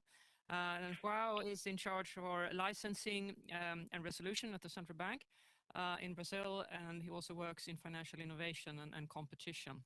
Among many things, João plays an important role recently in the launch of the fast payment system in Brazil, PIX, which has had a tremendous, very impressive onboarding in recent months. Over to you, please. Hello, Cecilia. It's a pleasure to be here. Hi, Jean and Diane. It's great to hear you, both of your views. I'll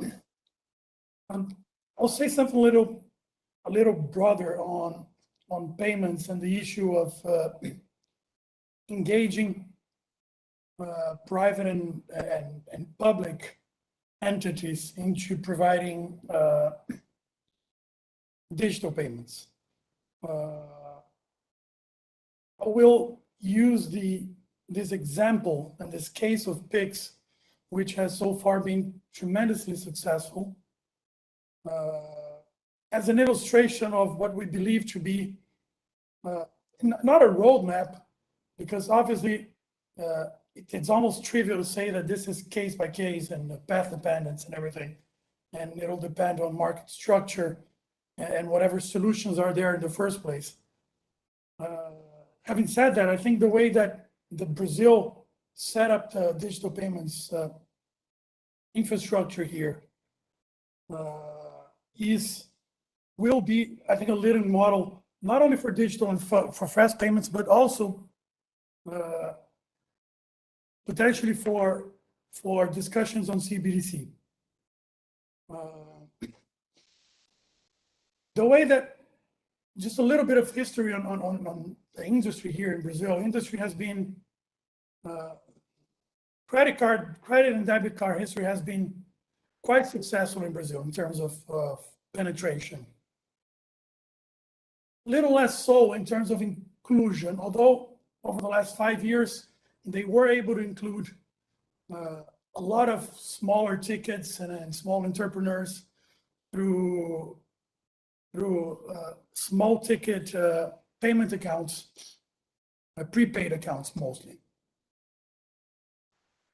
The Central Bank of Brazil had been pushing for almost 6 years now a fast payment solution that would be interoperable, efficient, and very, very low cost, pushing the private sector to undertake this project, meaning like running the infrastructure and the settlement platform, and perhaps more importantly, the information platform, which I'll explain a little shortly.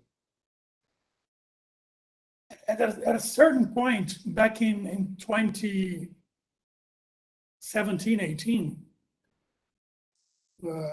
we realized that coordination problems and conflict of interests among private players were all but unsurmountable. So the central bank decided that to centralize the process and use both its expertise in running settlement platforms, like financial settlement platforms,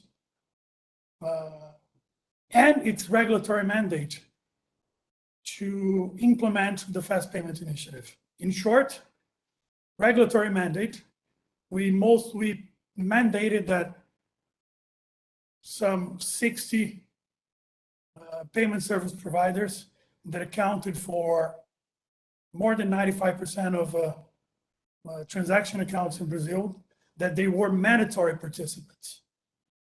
With that, we solved most of the, two-sided market network externalities kind of problems. It was done out of sheer regulatory mandate. On the fringe, we have another, 650, 660 additional PSPs, which you might say that these are the entrants. And the 60 plus mandatory participants are the so-called incumbents. Now, the project was not totally top-down, as it might have looked. It was done in co-participation. We established a governance body, which is called Fórum PIX, where technical and market design was discussed with participants, so that we could, in this collective body, let's say, gather information that is normally hard to extract from regulated entities. So when we launched, I think we had a pretty strong security structure. We had a very strong identification process to just identify receivers. We passed on very low costs and imposed low prices on transactions on P2P transactions. But we let market participants price P2B and B2P transactions so that they, could recoup costs there. I'm probably overextended, so just to summarize, and then we built this platform to be multi-use so that it can be done, it's adaptable, can be done P2P, B2B, G2P, P2G. In fact, we are seeing all these uses. It can move offline pretty easily. And we already have payment accounts that are fully backed, like a 100% reserves at the central bank. So that's why I said we're moving like 60% into CBDC territory here. I'll stop here just so that I don't bore you too long with this. And floor back to you, Cecilia.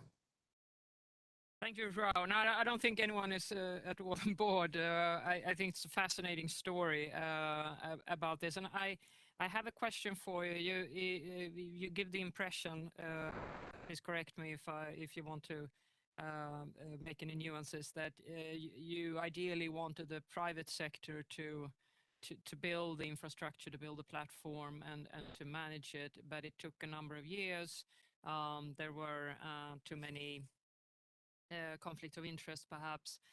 So it sounded like the central bank took more in charge and did it more sort of top down, at least to get the whole thing flying.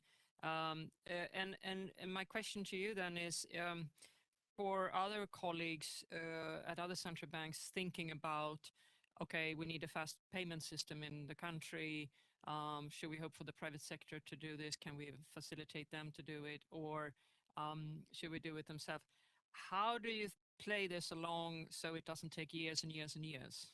What are your best advices in this area? Yeah, based on Brazil's case, my take is, if the market structure is such that, let's say that incumbents, especially on the credit and debit card issuing, incumbents have, let's say, sufficient market power, and they are, they may be too cozy with the interchange fees and the MDRs, incumbents and acquirers. My take is that it would be hard for them to be able to coordinate and move towards a, let's say, payment arrangement, a different payment arrangement, outside the traditional one, say, Visa, MasterCard, that could potentially challenge their margins. I mean, it is hard to move away from payment arrangements almost by construction. This is a two-sided market, and network externalities are really, really strong. And there's nothing wrong with that. It's and it's fine, and it provides valuable services to clients.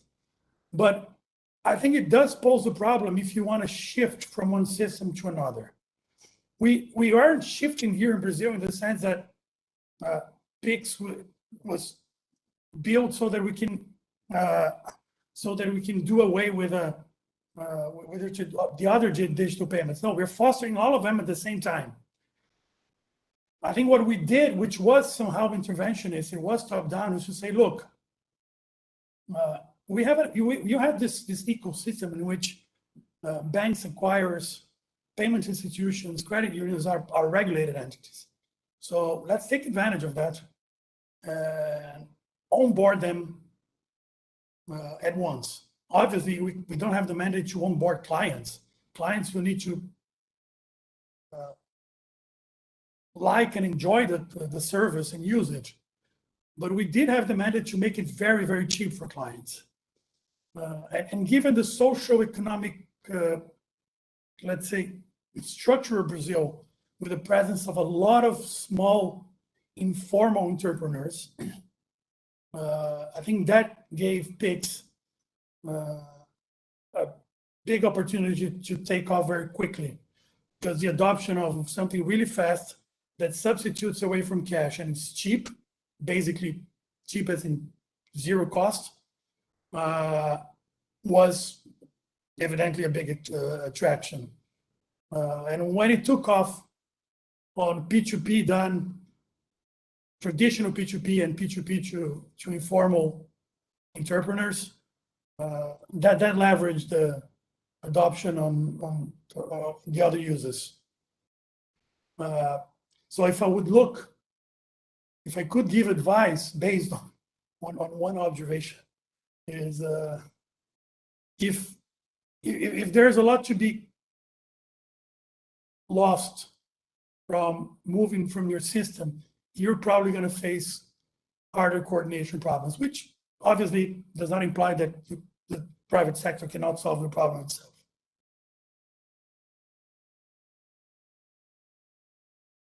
A classic problem. You don't want to cannibalize your current revenues. Card industry has been mentioned a couple of times. This is, after all, a payment industry conference for payment interested people and decision makers. So it makes perfect sense to introduce our last speaker at this panel, Charlotte Hogg, who is the Chief Executive Officer for Visa in Europe. Now, Charlotte has a background at the Bank of England, so the Chief Operating Officer, and among many things there, she ran the so-called FinTech Accelerator long before the rest of us in the central banking community realized that this is something one should have in one or the other. And since she's been on sort of both sides, Charlotte speaks both languages, so to say. So I believe she's perfect to give us some further enlightenments on how the public and private sector needs to come together in this field. So over to you, Charlotte, please.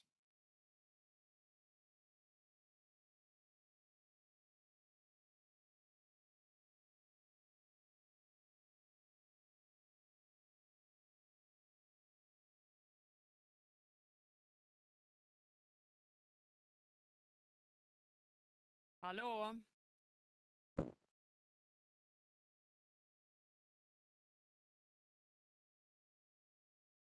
Okay.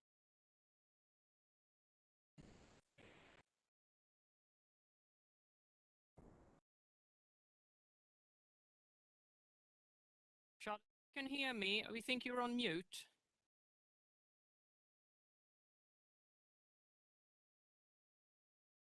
We are working on it here from our side. Go ahead. No?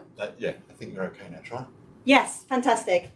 Cecilia, thank you very much for the introduction. Sorry for the technical hinge, and I'll try and speak both languages. Again, not nearly as well as so many of you. I guess what I wanted to reflect on first is the extraordinary changes we've seen and continue to see over the last couple of years, and always recognizing, of course, the tremendous suffering that continues to take place. But the shift to digital is truly dramatic and quite extraordinary. And I think we can be, and I think many of you have been, very positive about what the future outlook for payments can be and what it could be built on. And I think we have to think about building a payment system that is based on trust. It's based on choice, which engenders competition and innovation. And it does, well, frankly, it's done from the very beginning when we first invented coins. It drives inclusion and more sustainable economies. And maybe I can talk a little bit about each one of those, at least from our perspective. On the trust side, for me, the most important element of any payments infrastructure has to be its security and its resilience. I mean, if you go back even in your mind 15 years and imagine what life would have been like for so many people who've been trying to buy the essentials of life without a functioning digital payments infrastructure.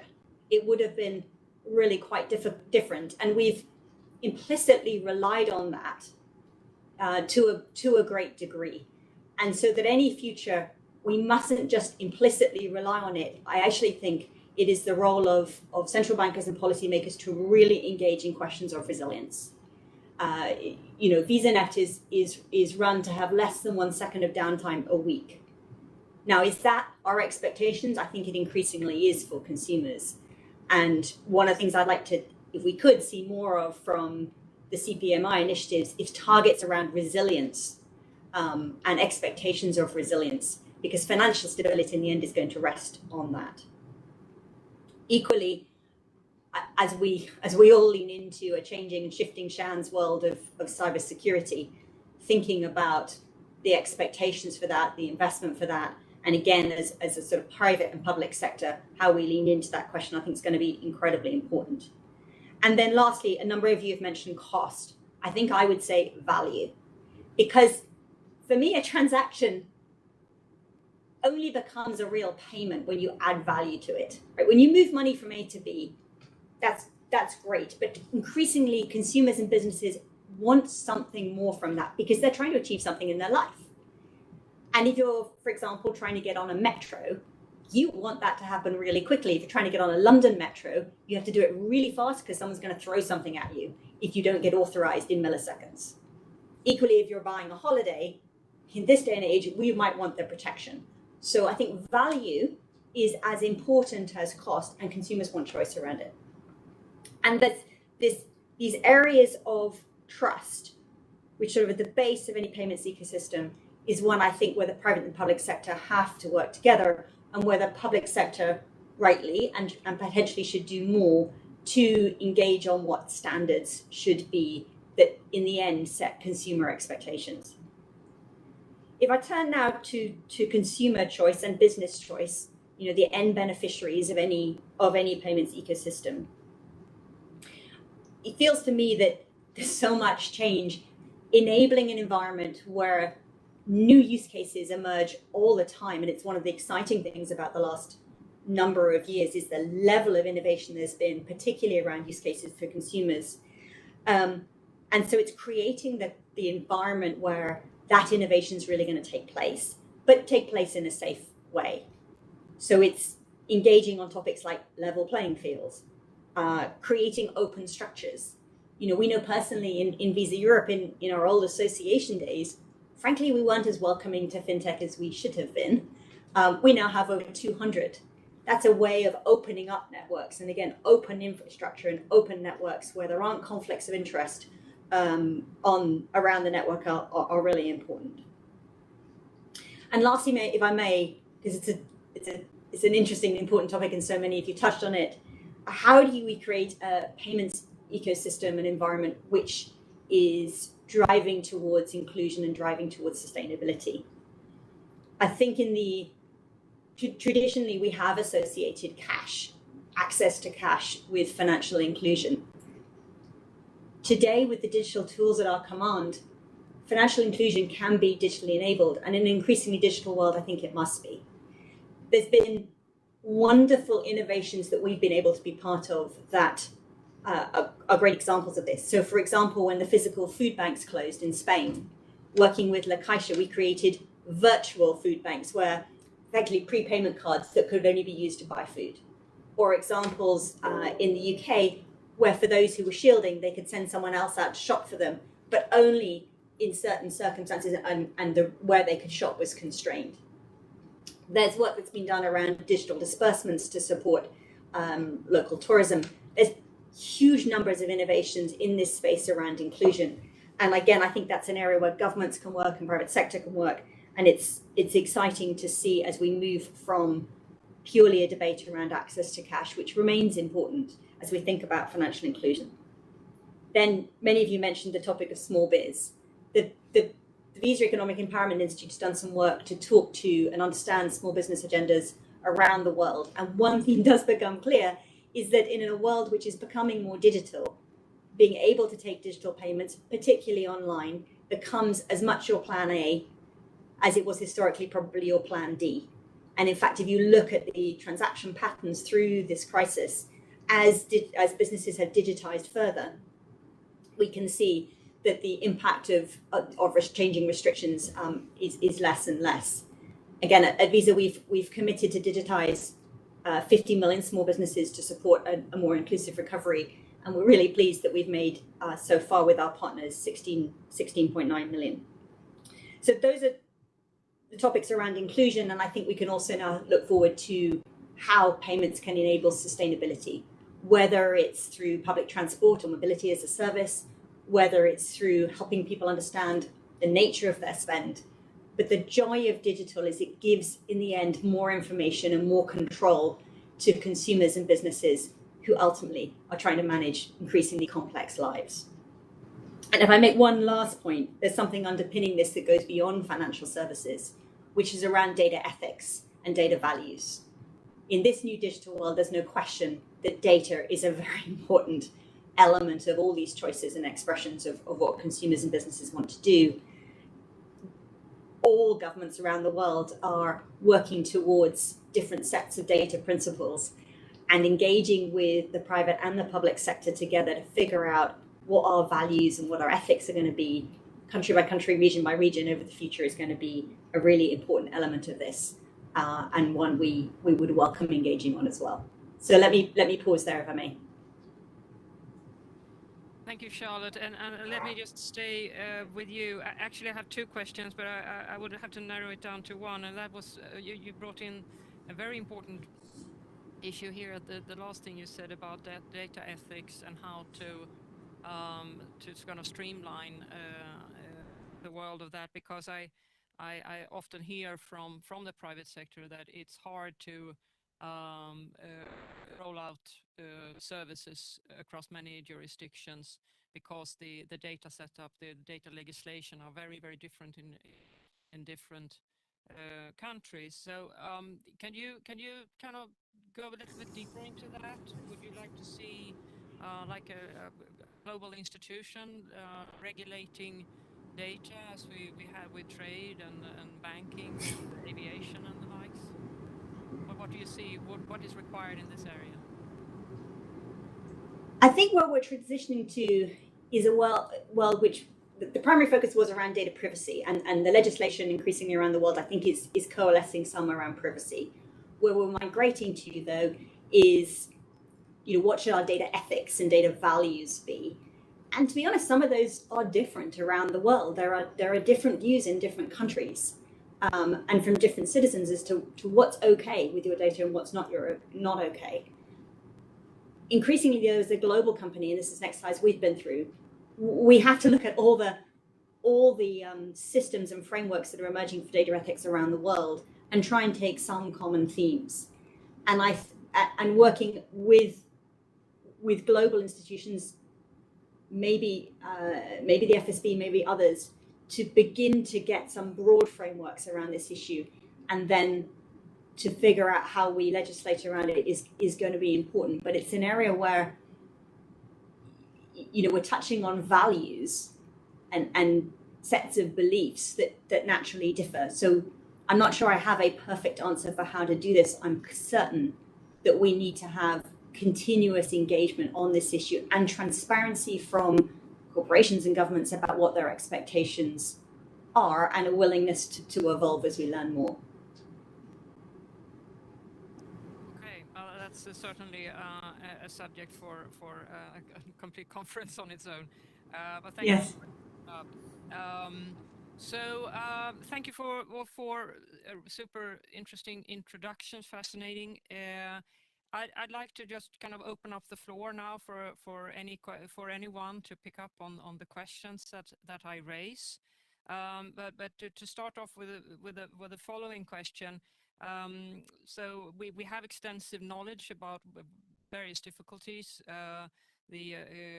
Jean and his team and others knows more about the data going long way back in this area, and we've heard some examples of the problem. But still, do we need more data? Do we need a more structured process to pinpoint the vulnerabilities, the shortcomings, or do you think we actually have what we need and in terms of knowledge, and now it's more a question of develop the policy and the institutions and the infrastructures that needs to be put in place? So where are we here? Anyone like to pick up on this question? Just wave your hand and you will get the floor. Diane, please. I'll jump in on the part of the question you just posed, specifically around a structured process. And in particular, I think that we need it, and I think we've seen some good examples of that, and that they've worked quite well. I'm going to give two.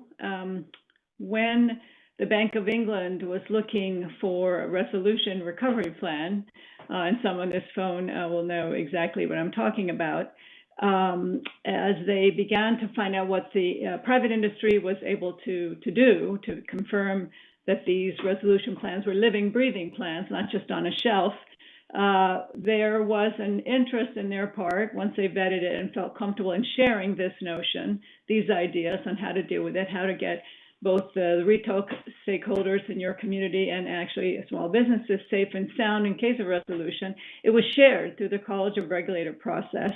And I think that that was a great system because it was vetted. It was a very rigorous process. And once it was shared, then the benefits of a solution that seemed to be good could be adapted by others. I see a similar thing that happens with the U.S. regulator. They have a forum, many of you know, Payment Systems Risk Committee. And this committee has a number of constituents on it, and they have working groups and subcommittees to sort of wrestle to the ground certain issues. But what I think the common elements are in this solution and others, and maybe I even give a third one example. The membership is from the end-to-end constituent base. So you've got everyone participating who can derive and consider all possible scenarios that could occur that might go wrong. And then the members have a vested interest in the outcome that they've helped develop and are willing to give and take on solutions and difficulties, even technical ones. If we think about it, many of these types of groups have solved 9/11, the financial crisis in 2008, and even more recently, the pandemic, because everyone worked together and no participant was left behind, if you will, in trying to solve these problems. I think these are role model developments towards how to get where we need to. And I'll give you that last example of SWIFT. So I see that central banks have had a role model example, and I'll give SWIFT how they solved, and you and I, Cecilia, spoke about their cybersecurity challenge, how they solved that as they led a group of members and non-members to try to help decide what were the best approaches to go forward to make sure no cybersecurity incidents of any magnitude to happen in the future. And once they did that, they published some material, some principles that everybody who was participating in their ecosystem had to comply with. But here's one thing they did. They considered the ability for the participants to adopt over what timeline. And so they cut it into two buckets. Like the first 15 principles were required within 6 to 9 months of notification. And then after the institutions were certified, all the central banks got the data, specifically, of course, for the banks in their country. They went to a second phase and then gave people time to adapt to that. And I would say that the way that we as a community, and I mean we, everyone on this call, tried to address the cybersecurity problems that were prevalent and seemingly growing was an example of a structured process. And I'll stop there to give my colleagues a chance to also speak. Thank you, Cecilia. Thank you, Diane. Over to you, John. Thank you very much, Cecilia. So 3 key messages. On the roadmap, I think it's time for action. I mean, there is a lot of things to be done that will require really very committed action by country authorities, by the private sector, and a lot of coordination at the global level.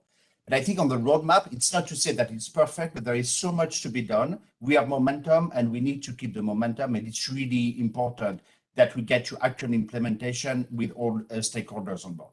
The first element. The second element, I think Charlotte alluded to that. This is a very fast evolving environment with a lot of innovation. So this is the part where we need continuously somehow back and forth between what is the objective, what is the public action, but also the innovation in the market that may require feedback loop and improvement and fine-tuning here and there. So that's where the analytical element and the kind of learning from what's happening on the ground will be important. And the third element is public-private dialogue. So I think actually Rupert said it in one of the previous panel, the engagement with the private sector and stakeholder on the target for the roadmap was extremely important and extremely useful.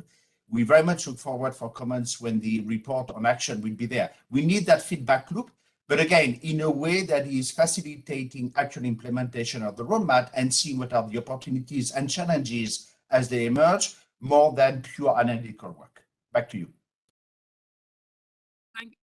Thank you. Well, sort of along that line, I mean, if you don't have to read many issues of New York Times or Financial Times and the likes, and you can get both equally dazzled but also a bit intimidated by everything that is going on. There are cryptocurrencies and there is a lot of new technology, and it can be hard sometimes to distinguish what is real, what is buzz, what is going to be real, but not now, but 5-10 years perhaps down the road. Do you think we should expect that some of the things we're going for will just turn out to be, it won't be feasible, it won't be the way forward, we will have to backtrack and take other roads? Should we be prepared for that, you think? There will be some failures along the line, or should we try to go for the sort of optimal solutions everywhere? Charlotte, please. So very quickly, I mean, my sense, we need to be ready that there will be failures. I think part of it is how to organize implementation. I think the discussion earlier on creating sandboxes or equivalent and bring on fintech and testing some of the new elements are a very important way to try by doing and not just theoretically. So I would expect that we need to continue to do that. This is also the role of the central bank as catalyst of innovation. I mean, they are not just there to be regulators or operators. They are also catalysts and need to facilitate that. There will be trial and error. We need to accept some risk taking. So part of it, and that's a little bit the same discussion of data, which is there might be different level of risk aversion, but we need to have those discussions and create that space and then learn the lesson. And also that's where the global coordination is important, because innovation on one side of the globe needs to be known on our side of the globe. So I would say anticipating that everything would be perfect and design ex ante with no failure will not work. But the question is more, where do you set the bar and manage the trade-off proactively? Back to you. Thank you, Jean. Over to you, Charlotte.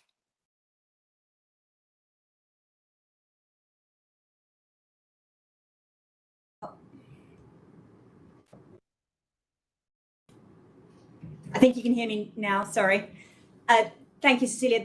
The piece I wanted to add is, and it's why I talked about the sort of 3 key elements of what the future might want to look like. If you stay anchored on topics of trust and the underpinnings of that, which are security and resilience, if you stay anchored on choice and the need to generate an environment which creates innovation, and anchored on sustainability and inclusion, and we look to the outcomes, then I think that provides something of a true north as to the direction you're heading. Where the risk comes, I think, is when public sector institutions, maybe this is to Diane's point earlier, start to build things and the thing becomes an objective and an outcome in its own right, rather than in terms of what it actually delivers for the ecosystem. And in an environment where technology is moving really fast, the cybersecurity environment is increasingly challenging, the greatest risk of failure, I think, is if the public sector loses sight of those very core outcomes and objectives in the interest of trying to build something that in itself will at some point be outside its own longevity. So where I think the public sector has always been successful has been in setting standards, setting principles, thinking about outcomes, and staying rooted in that. The risks always come when you start to build and that becomes a thing in its own right. That is certain. Thank you. That is a great comment, because the ecosystem moves very quickly. On one hand, central banks and infrastructure building takes a long time. And just give you one example of the difficulties here.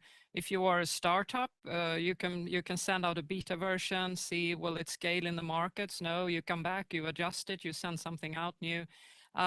That's not the kind of the way a central bank works. So we usually have one shot at getting it right. So this is a bit of a challenge from my perspective. But I think you have an important point that the project should not be the thing. It should be, we should be allowed to adjust and perhaps withdraw if we think that it's not the way forward, and we need the private sector's interaction when we assess these things. I think I saw Diane waving her hand. Was that right, Diane? If I may say, maybe historically central banks have not followed this type of process, but I would like to recommend, and I'll leave you with two acronyms. One I know you know.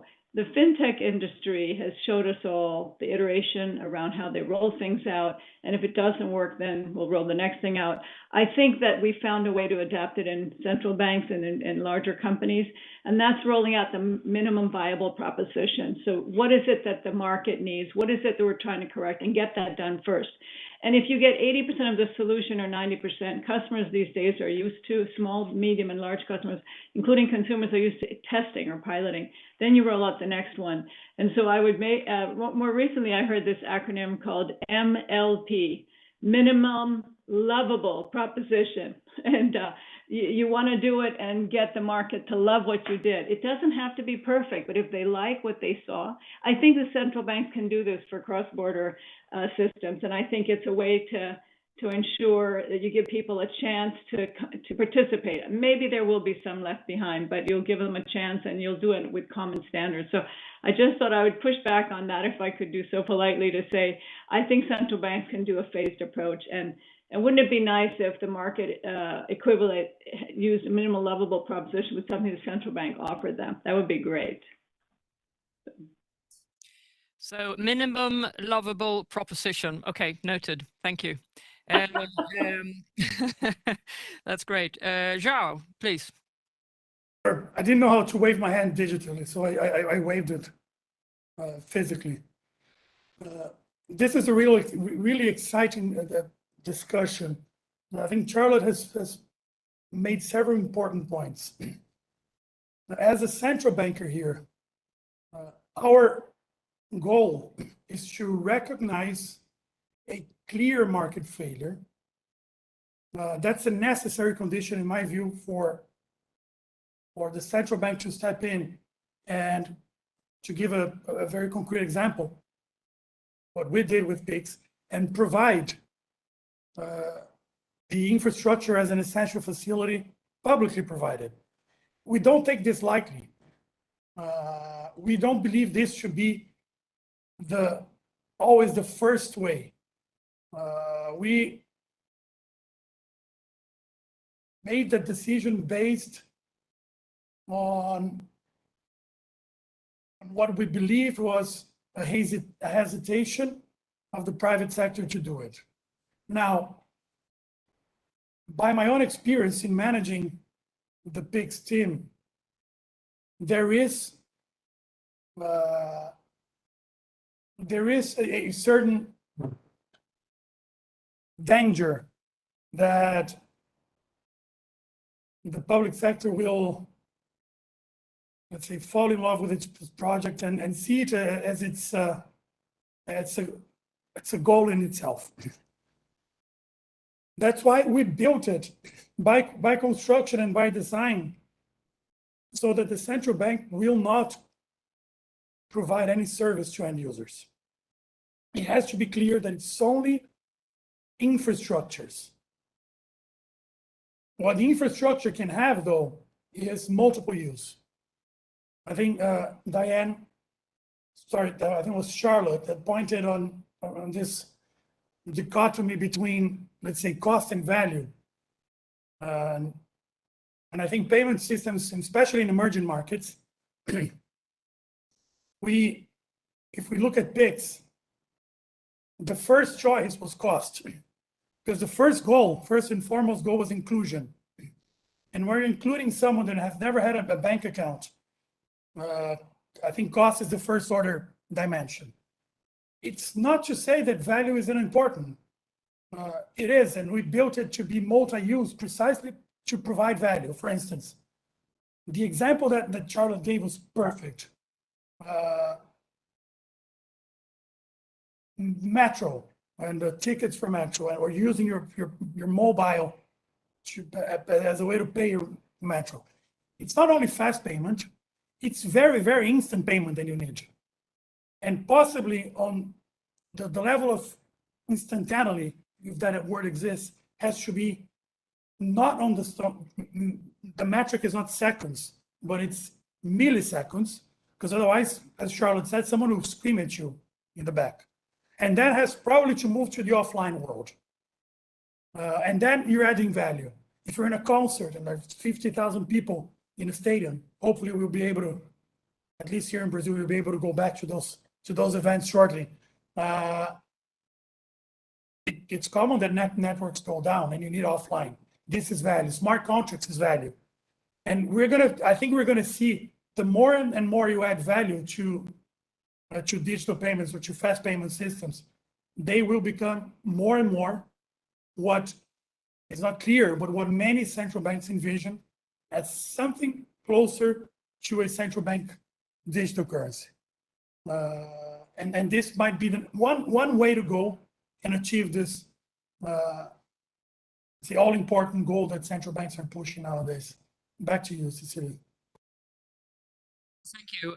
Thank you very much. And I do hope also that you will have more concerts in Brazil and in many other places as well. So this is super exciting, but I'm afraid our hour has finished.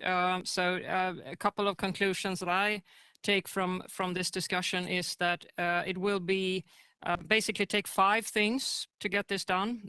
Management attention on all sides. A lot of decision making and prepared to backtrack on some of these things. It also needs detailed plannings because these things doesn't happen overnight. Everybody has to allocate resources, and a bit like building tunnels or airports, rebuilding things, it's usually more expensive than originally planned. So you have to allow for that. And the 5th is working hard with it all. But I take comfort from the fact that there are uncountable hundreds of millions of people in the world working very hard, and they need to have make cross-border payments for their own needs or for sending money to their loved ones. And if they work hard, so can we. So thank you, Diane, John, Charlotte, and Joao for your participation. And thank you from me from Stockholm, and back to you, Luca. Thank you very much indeed, Cecilia, for moderating these very interesting sessions. And thanks also to all panelists of this session, as well as the past ones, for sharing their valuable experience and knowledge. We very much hope that all the participants have benefited from these 2-day lively, intense, and thought-provoking webinar sessions. Thanks again, all of you, for attending our events.